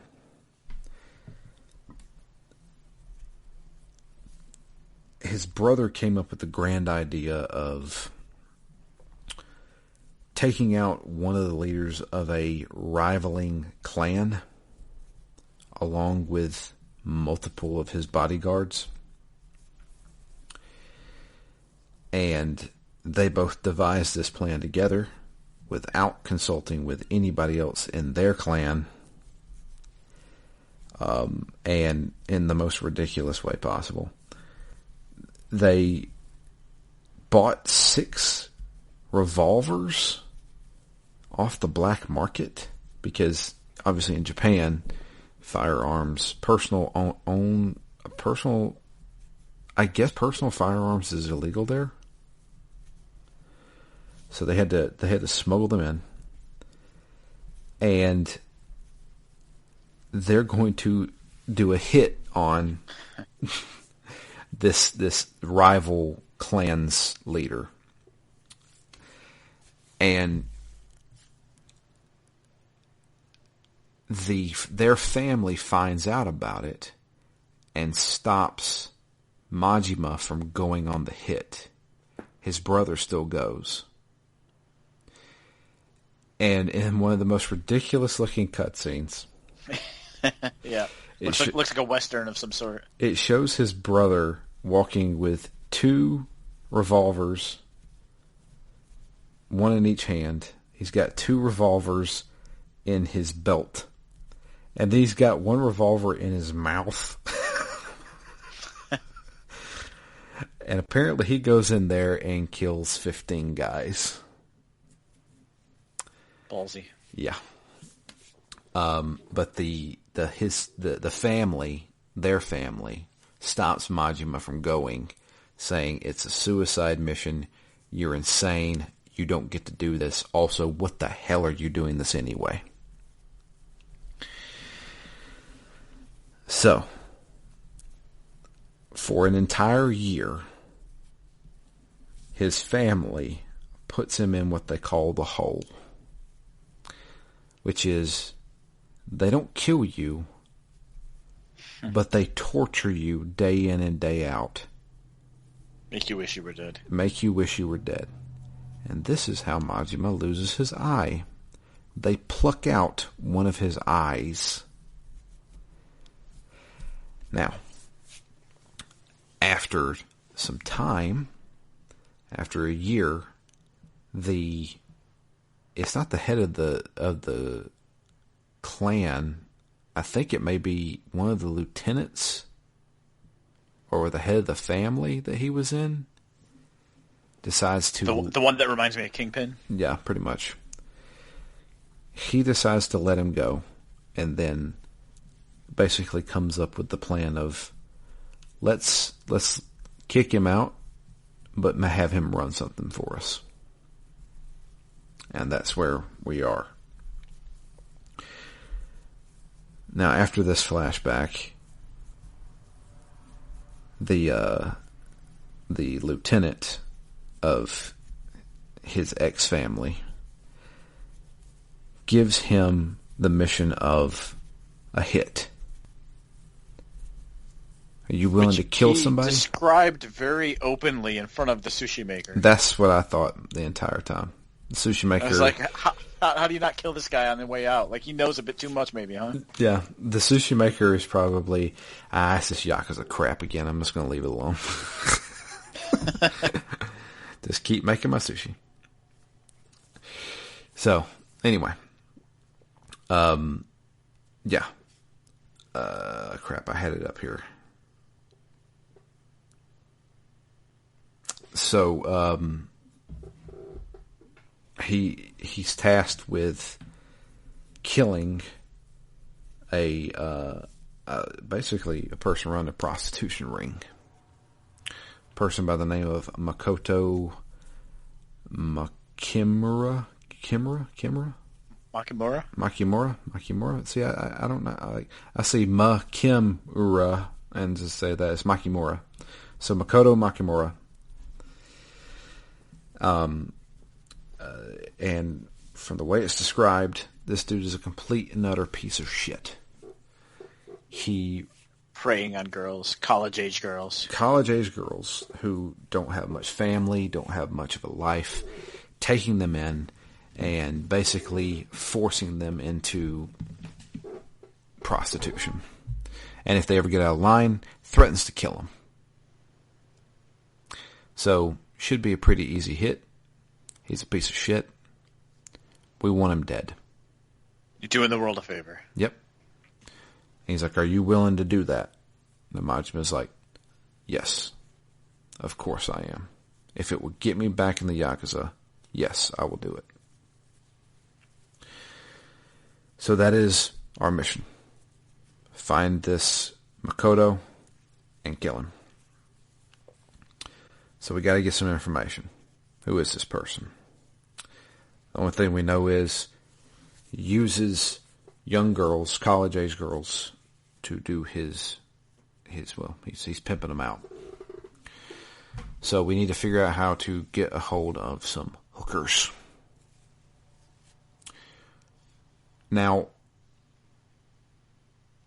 this next part is weird because I have never heard of this before. I have heard of this, but I've never heard of this actual establishment.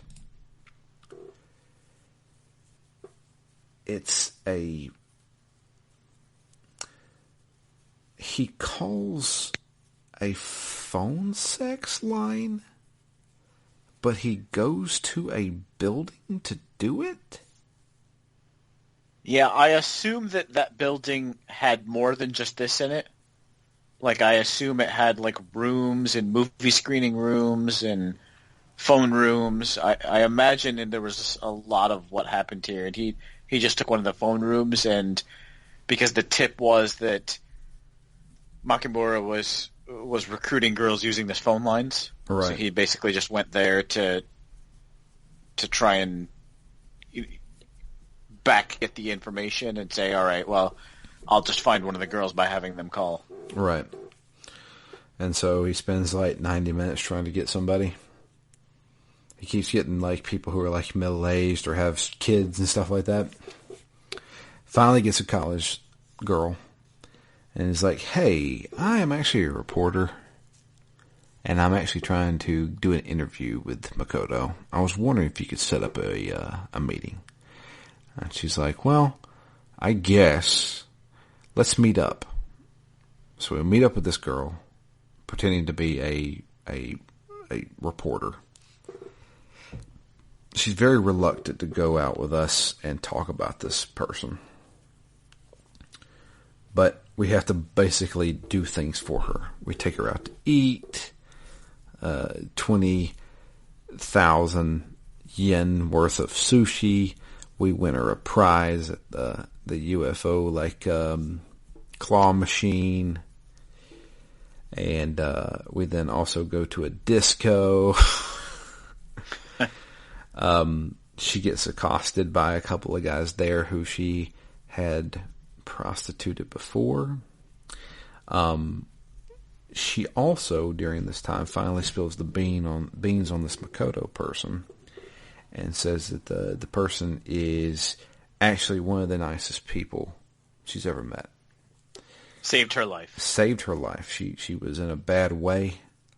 He took her in, protected her, and if there's ever a problem with a John, if they ever get out of line, I can call him up, and he's there in a heartbeat and beats the shit out of them. I have never felt better working for somebody. And that's when Majima was like, are we talking about the same person here? What are you talking about? What? I thought this person was a piece of shit holding you hostage. Yeah. And she says, she's like, all over the city you'll find girls that have similar stories about how Makimura saved us and rescued us. Yeah. So, he's like, all right, well, where can I find this guy? She's like, well, he actually works as a masseuse. It's a chiropractor. And he has a practice in town here. So, we go to the chiropractor. We walk in with our knife ready. It's a hell of a knife, too. It's a very ornate knife. It's half also sword, half knife. Yeah, it's like a dagger more than a knife. And Majima walks around this entire clinic trying to find him. Not there. It's like, oh, nobody's here. As he turns around, a woman walks in. And she's like, is someone here? Majima freaks out. Oh, shit. And as he is running up to this woman with a knife, he realizes something. This woman is blind. She can't see at all. She doesn't know he's actually there. In fact, she even mentions, I must have left the door open. So he tries to hide. And as she's walking by him, he's holding up a knife and making the most ridiculous face in the world while trying to press up against the wall. She walks by him, and he's like, okay, whew, that was close. And then she turns back around and runs into him. She freaks out, starts calling him a thief. He's like, no, I'm not a thief. I promise. I'm not a thief. And finally calms her down. He's like, look, my back is killing me. It's been killing me for like a couple of days.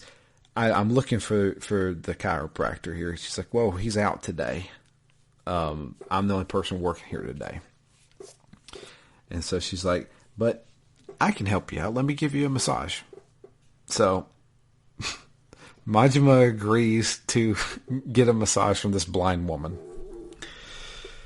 So he's laying there, and she's giving him a massage. He's trying to get a little bit more information on this Makoto guy. We also see a picture of this guy. He's freaking massive. Yep, and they call him God Hands. He has the God Hands. But yeah.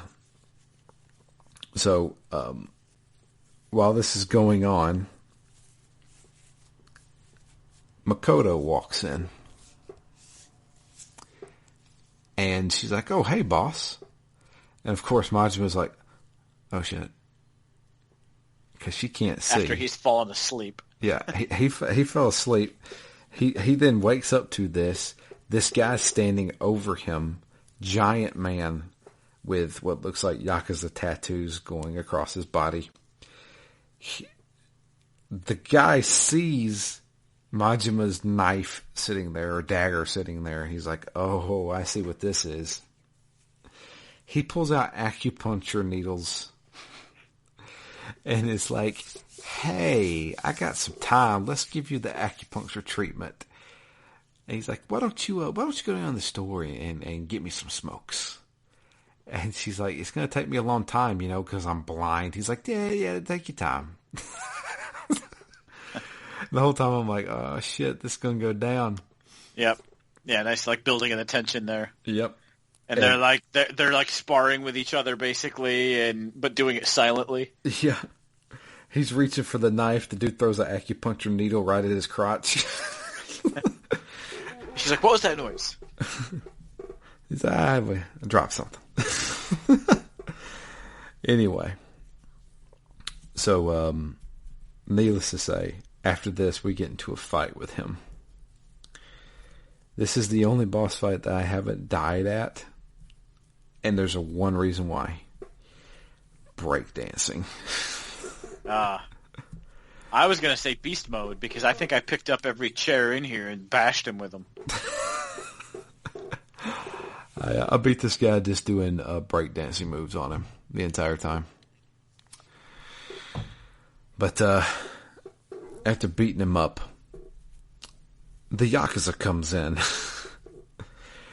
These heavily armed men, particularly one guy with a gun, shows up and is like, where is Makoto? To which Majima is like, he's right. Are you blind? Yeah, he's right here. And they're like, the Makoto, who we think is Makoto, is like, yeah, I'm Makoto. And the Yakuza laughs in his face and is like, yeah, right, sure. Yeah, you're not. It's like, yeah, you're the chiropractor, Lin, right? We want to know where Makoto is right now. So, as that is happening, the blind woman comes back in. And Lin, that we now know as Lin, the chiropractor, yells to the woman, Makoto, run. To which I'm like, oh snap. This hardcore evil pimp is actually a blind woman. At this point, the Yakuza then shoots Lin. A few times. A few times. Shoots him in the... This is a big dude. Yeah, shoots him in the leg and in the shoulder. He falls over, and then, of course, they turn to Majima and like, well, we can't have any witnesses here. So we get into a fight with them. Make sure you take out the guy with the gun first, because he will occasionally shoot at you, and it does a lot of damage. Yeah, it definitely does. But I was able to beat them. And, yeah. So begins the chase and ensuing stealth sections escort mission of this game. Majima has to chase down this Makoto. She has been captured by the Yakuza, and we have to get her back because, hey, that's my mark, not yours. Yeah, I need to, yeah. I don't know why he would care so much, assuming he's still trying to kill her. Yeah. Dead is dead, right? Sure. But anyway, we have to beat up a bunch of Yakuza, and then we have another game mechanic where we have to hide in plain sight while the other Yakuza are running around the streets. Dude, I got caught like 5 times and had to fight all these guys. Yeah, I think I got caught once, but it might have been twice. But I wasn't sure. No, I think I got caught once because then you have like 1 or 2 mandatory fights at the end. Yeah. And I was a little concerned because her stamina, if that's what it is, goes down pretty quick when they're trying to tug her away. Yeah, the best thing to do is just wait for somebody to try to grab her and then attack that guy. Yep. Yeah, this is where I was back to full breakdancing. Yeah. Because you can't hit her, so if I can just start my little whirlwind kicks right next to her, then nobody can lay a hand on her. Exactly. That's exactly what I did. So, yeah. We eventually get away from the Yakuza. Before that, one of the Yakuza guys we have like, hey, why are you after this person? We beat him up. He's like, you don't get it. You don't know what you're just stepping into. Yep.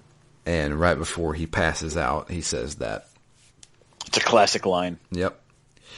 So, Majima then takes her to kind of like a back alley area. They're safe for now. She's scared. She collapses on the ground, grabbing a hold of Majima's leg. Majima looks down at her, pulls out the knife, and holds it up as if he is getting ready to stab her. And then it cuts. And that's fade to black. And that's the end of the chapter. And I was like, that's a hell of a chapter right there. Yep. There is one other piece of information that I forgot to mention, and I don't know why it slipped my mind, but I think it's going to play a big part later on. While we were talking to the girl that told us about, the girl we took on a date, basically. Akko. Yeah. Who told us about the pimp that Makoto, this Makoto person is the nicest person ever. Mm-hmm. She also asked about our tattoo. Oh, yeah. And she said that Makoto is actually looking for somebody who has a tattoo of a bat. He's like, well, I don't have a tattoo of a bat. I have a tattoo of like a devil. And they're like, okay. So I get the feeling as soon as we find the Yakuza with a tattoo of a bat, we're in for some trouble. But that is where we stopped. That is also about 9 to 10 hours into this game. Yeah, I think I'm a little over 10. Because yeah. So the only other thing I really did is I did one side mission. Right. I don't know if you did any or if you did this one, but I think it was when I was trying to get the liquor. I showed up to one of the convenience marts. Yep. And there was a line formed that had formed outside of it. Yep. People were waiting in line to buy something, and turns out it's a video game, like Arakure, and talks to basically everybody in line, and the little kid at the end of the line is talking about how he saved up all his money to get the game, and this is the most important game, and he's been waiting for so long for it, and he just can't wait to play it. Did you do this one, or did you do any of them? I initiated that one. I talked to the kid, but I had no idea what to do then. Yeah, I initiated a few. This is the only one I finished. So I talked to everybody in line, talked to the kid, then went inside to buy my liquor, then came back out, and the kid is getting robbed. So he's got the game, and some punk kid is stealing the game from him, and then runs down the street. So I was like, "Don't worry, kid. I'll get this game back for you." Ran down the street. As I'm approaching where that guy is, somebody steals the game from him. Oh God! And then I fight the kid. And then he's like, and Kiryu's like, give me the game back. This isn't yours. You stole it from this kid. And he's like, well, I can't because that guy stole it from me. So you end up chasing that guy, and you're like, hey, you stole that from a punk kid who stole it from a child. And it chains together 3 different times where you meet up with the person, and the game's just been stolen from them. And you fight somebody, and they're like, well, you stole it from this older guy who stole it from the punk kid who stole it from the kid who just bought it.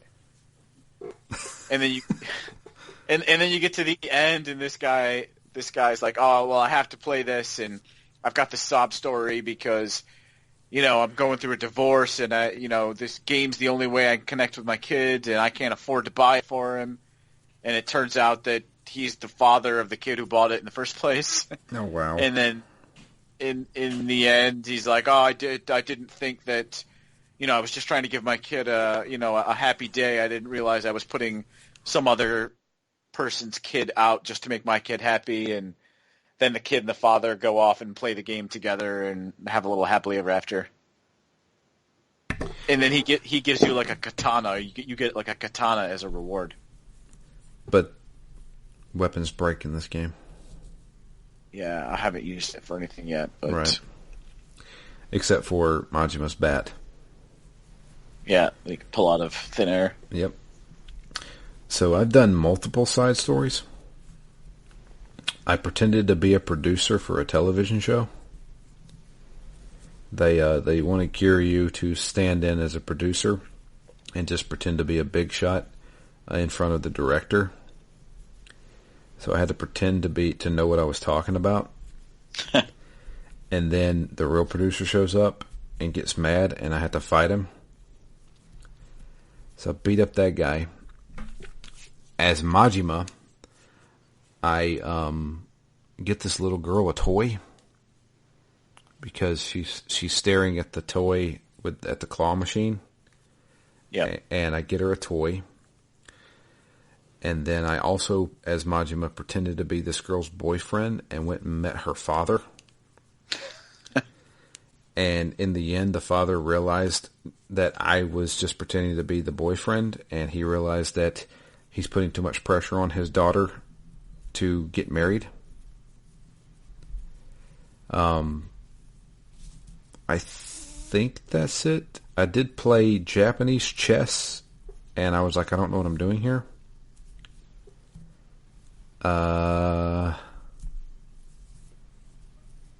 And then I also we all did karaoke that one time. Yeah, at the beginning. But that's so far, and I did catch a fish. I haven't caught any fish yet. Yeah, caught a fish was Majima. But that's pretty much all I've done. And I did a couple of things with the people who can get me crafting materials and weapons. Did you do any of the extra training? We've got a lot of potential teachers now to teach us different skills in the fighting styles. Yeah, I did the one where you have to dodge without attacking. Like the guy who loves Kiryu and wants him to become a prize fighter. He's like, yeah, I bet people money that they can't ever hit you. And I did that one. Yeah, he's got his whole story of like, I'm so good, nobody will even fight me anymore. Yep, that's Bacchus, isn't it? Bacchus, yep. Yep. But yeah, I want to go talk to the breakdancing kid because that's what I want to learn. Yeah. I want to learn some breakdancing moves. And so what is the difference of being taught moves versus just buying moves? I don't know. I will have to explore they maybe that more. unlock like tiers. Yeah, I'll have to figure that out. But maybe they unlock the tiers that you can then purchase. Possibly. I'm not entirely sure. In fact, Although I haven't done much prices go up pretty quick. upgrading. Yeah, I haven't done much upgrading. And I've also ran into that big giant dude twice already, and good luck beating that dude. Yeah, I've seen him a couple of times and successfully avoided him after the first one, but... Yeah. And if you lose to him, you lose all your money. So, no. Don't want to deal with that guy anymore. But that's where we stopped. I do have an email I want to read out. Comes in from Chad. The title is Breaking the Law, Breaking the World, Judgment. Wow. Wow. It's spelled JUHJ-A-MENT.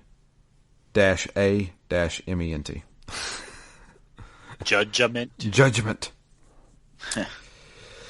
Says, howdy gents. Oh, Yakuza. You wonderful series where every game is a mystery based on a conspiratorial power struggle for money. I was first introduced to the series in 2017, starting with Yakuza 0. I had never played a Yakuza game before then. I had always heard it was a goofy beat-em-up and never really had any interest. However, I heard someone talking about the story for Yakuza 0 one day and it sounded intriguing. So I figured I would have figured I'd give it a go. After the first few chapters, I ended up getting hooked and fell in love. Side note, I have never cared very much for the gameplay, though. This is primarily the story I love. After finishing Yakuza 0 in November of 2017, I decided I was going to play through the whole series in chronological order. That's a good idea. I am just now finishing my playthrough of the series, including Judgment. And I'm on the last 2 chapters of Like a Dragon. Yes, you heard me right. It has taken me a little over 3 years to play through the entire series. 9 games.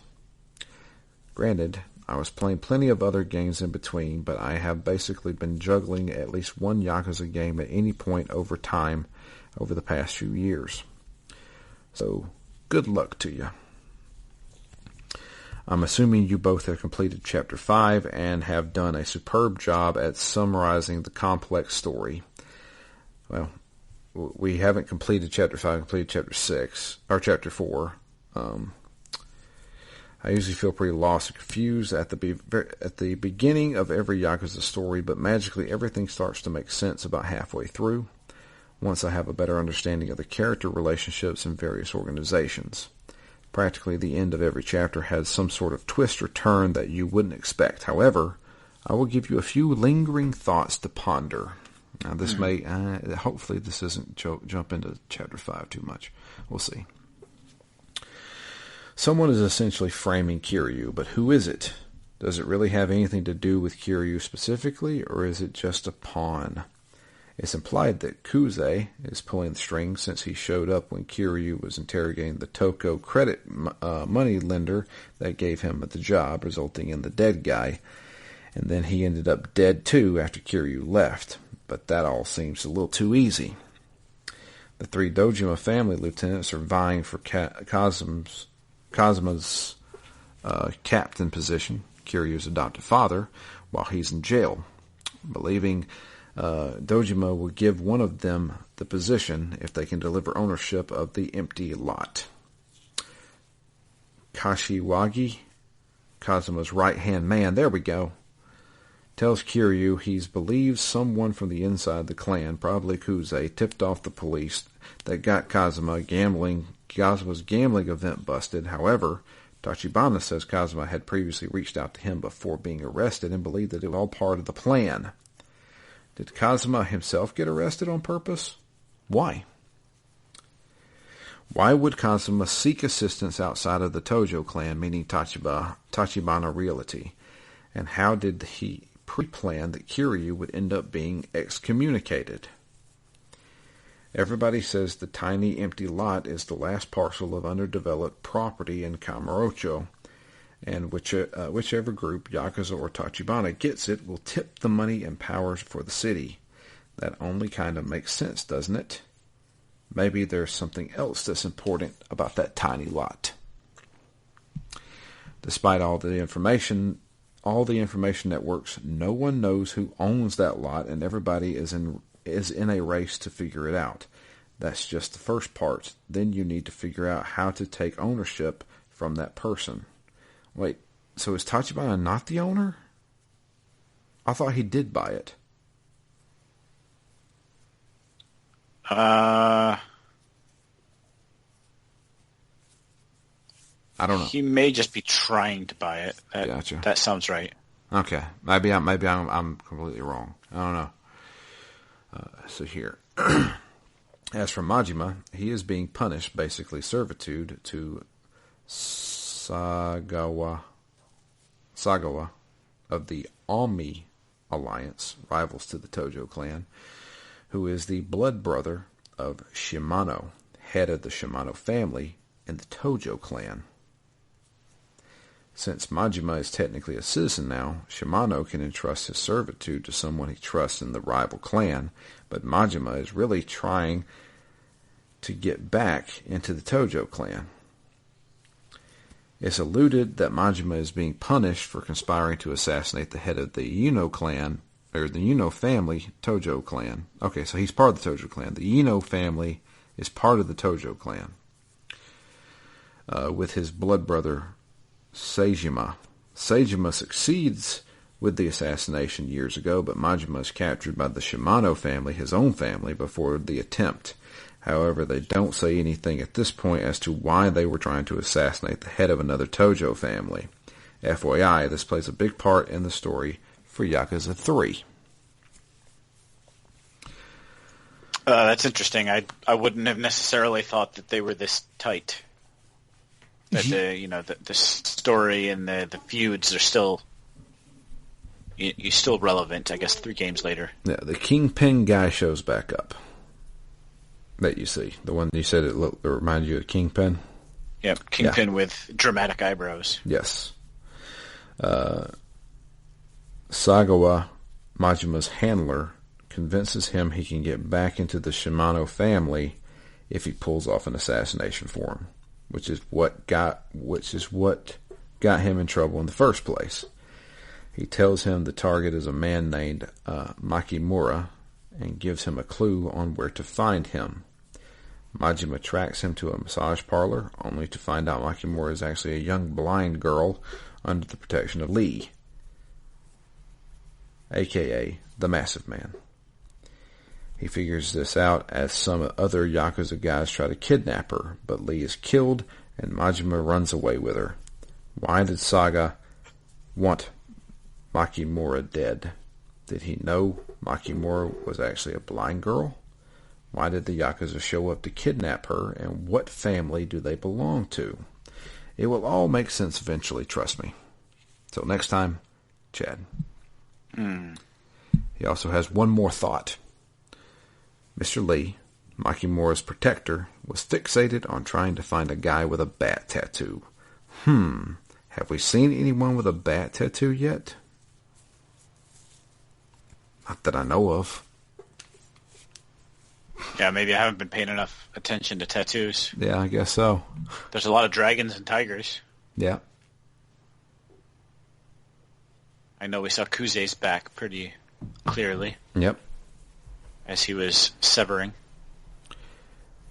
Those are some good questions. And you actually explained a good amount of stuff that I probably should have read that email before and maybe would have been able to convey better than in this 2-hour-long episode. Because I can't remember people, or their names, or their affiliations. But yeah, that's it. Matt, what do you think so far? I mean, as you called it last week, yeah, I'm liking it quite a lot. There were some really good moments of like character tension and drama in this, where I was fairly well glued to what was coming next, and especially let's say the end of chapter 1 when Kiryu wants his way out of the family, and you're not sure exactly how it's going to go down. I also that was a good. For me, that was great. You're like, all right, is he out or are they going to kill him? And there's a few points where, something happens, there's kind of an options, and neither of them happen, and it ends up worse for him than anything that he was really planning. I don't know. There was just a lot of good points where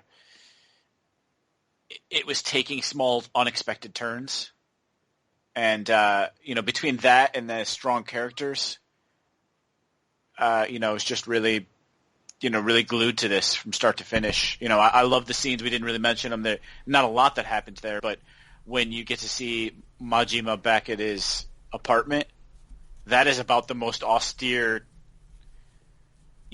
comfortless apartment you can possibly imagine. Yeah. Right, he literally sleeps on the floor and just pulls a blanket over him. Doesn't even use a pillow. Uses his arm as a pillow. His entire apartment is basically a small table where he holds his cigarettes and a blanket on the floor. That's it. Yep. And in my mind, there's probably a lot of ways you can read into that, but to me, the most obvious thing is that's just how much he doesn't want to be here, how much he doesn't want this life, and he wants to get back to the Yakuza. He, none of this matters. It's all temporary. It's all a means to an end. There's also that one other thing I forgot to mention. Either Majima thinks he's being watched, or Majima's being watched. Yep, I was gonna say that one scene was a little creepy, to be honest, where he's opens his window and he leans out smoking, and there's all these people. Everybody kind of looks up to him and looks at him. Yeah. Yeah, but you're right. Even that I thought was well handled, because you don't know if it's in his mind or not. But I think just overall the quality of the writing, the characters, everything, it's just really, really well handled. Yeah, this is great. This is classic Yakuza for me. And that chapter 3 of the way they do a little bit of setting your expectations and then very clearly defying them. Yeah. To your point, and I wasn't aware of Majima's history at all. That that's interesting as well. But I really like how they make Sagawa, his boss, seem a little timid and scared, and in the end, he owns basically the whole place, and he's Yakuza himself, even though he's worried that they might hang out in this type of an establishment. Right. But yeah, I like both characters. I find them both kind of fascinating. Oh, absolutely. I think I can't wait to see where this goes. But we're going to wrap up. It's 10:16, and I have to go to bed. But if you would like to send us an email, it's drew@ztgd.com. Talk to us about Yakuza, man. There's a lot here to discuss. You can also follow us all on Twitter. I am at Drew Leachman. Matt is at REMGS, and the podcast itself is at ZTGD Phoenix Down. But yeah, that's going to be it for us. I don't know how far we're going to try and make it. We may do 4 chapters. That's pushing it, but we're going to try. I'm sure they probably get longer, but you never know. But we'll definitely be back next week. Until then, though, I am Drew. And I'm Matt. And we're out of here. You guys have a great week, and we'll be back next week with a continuation of Yakuza 0.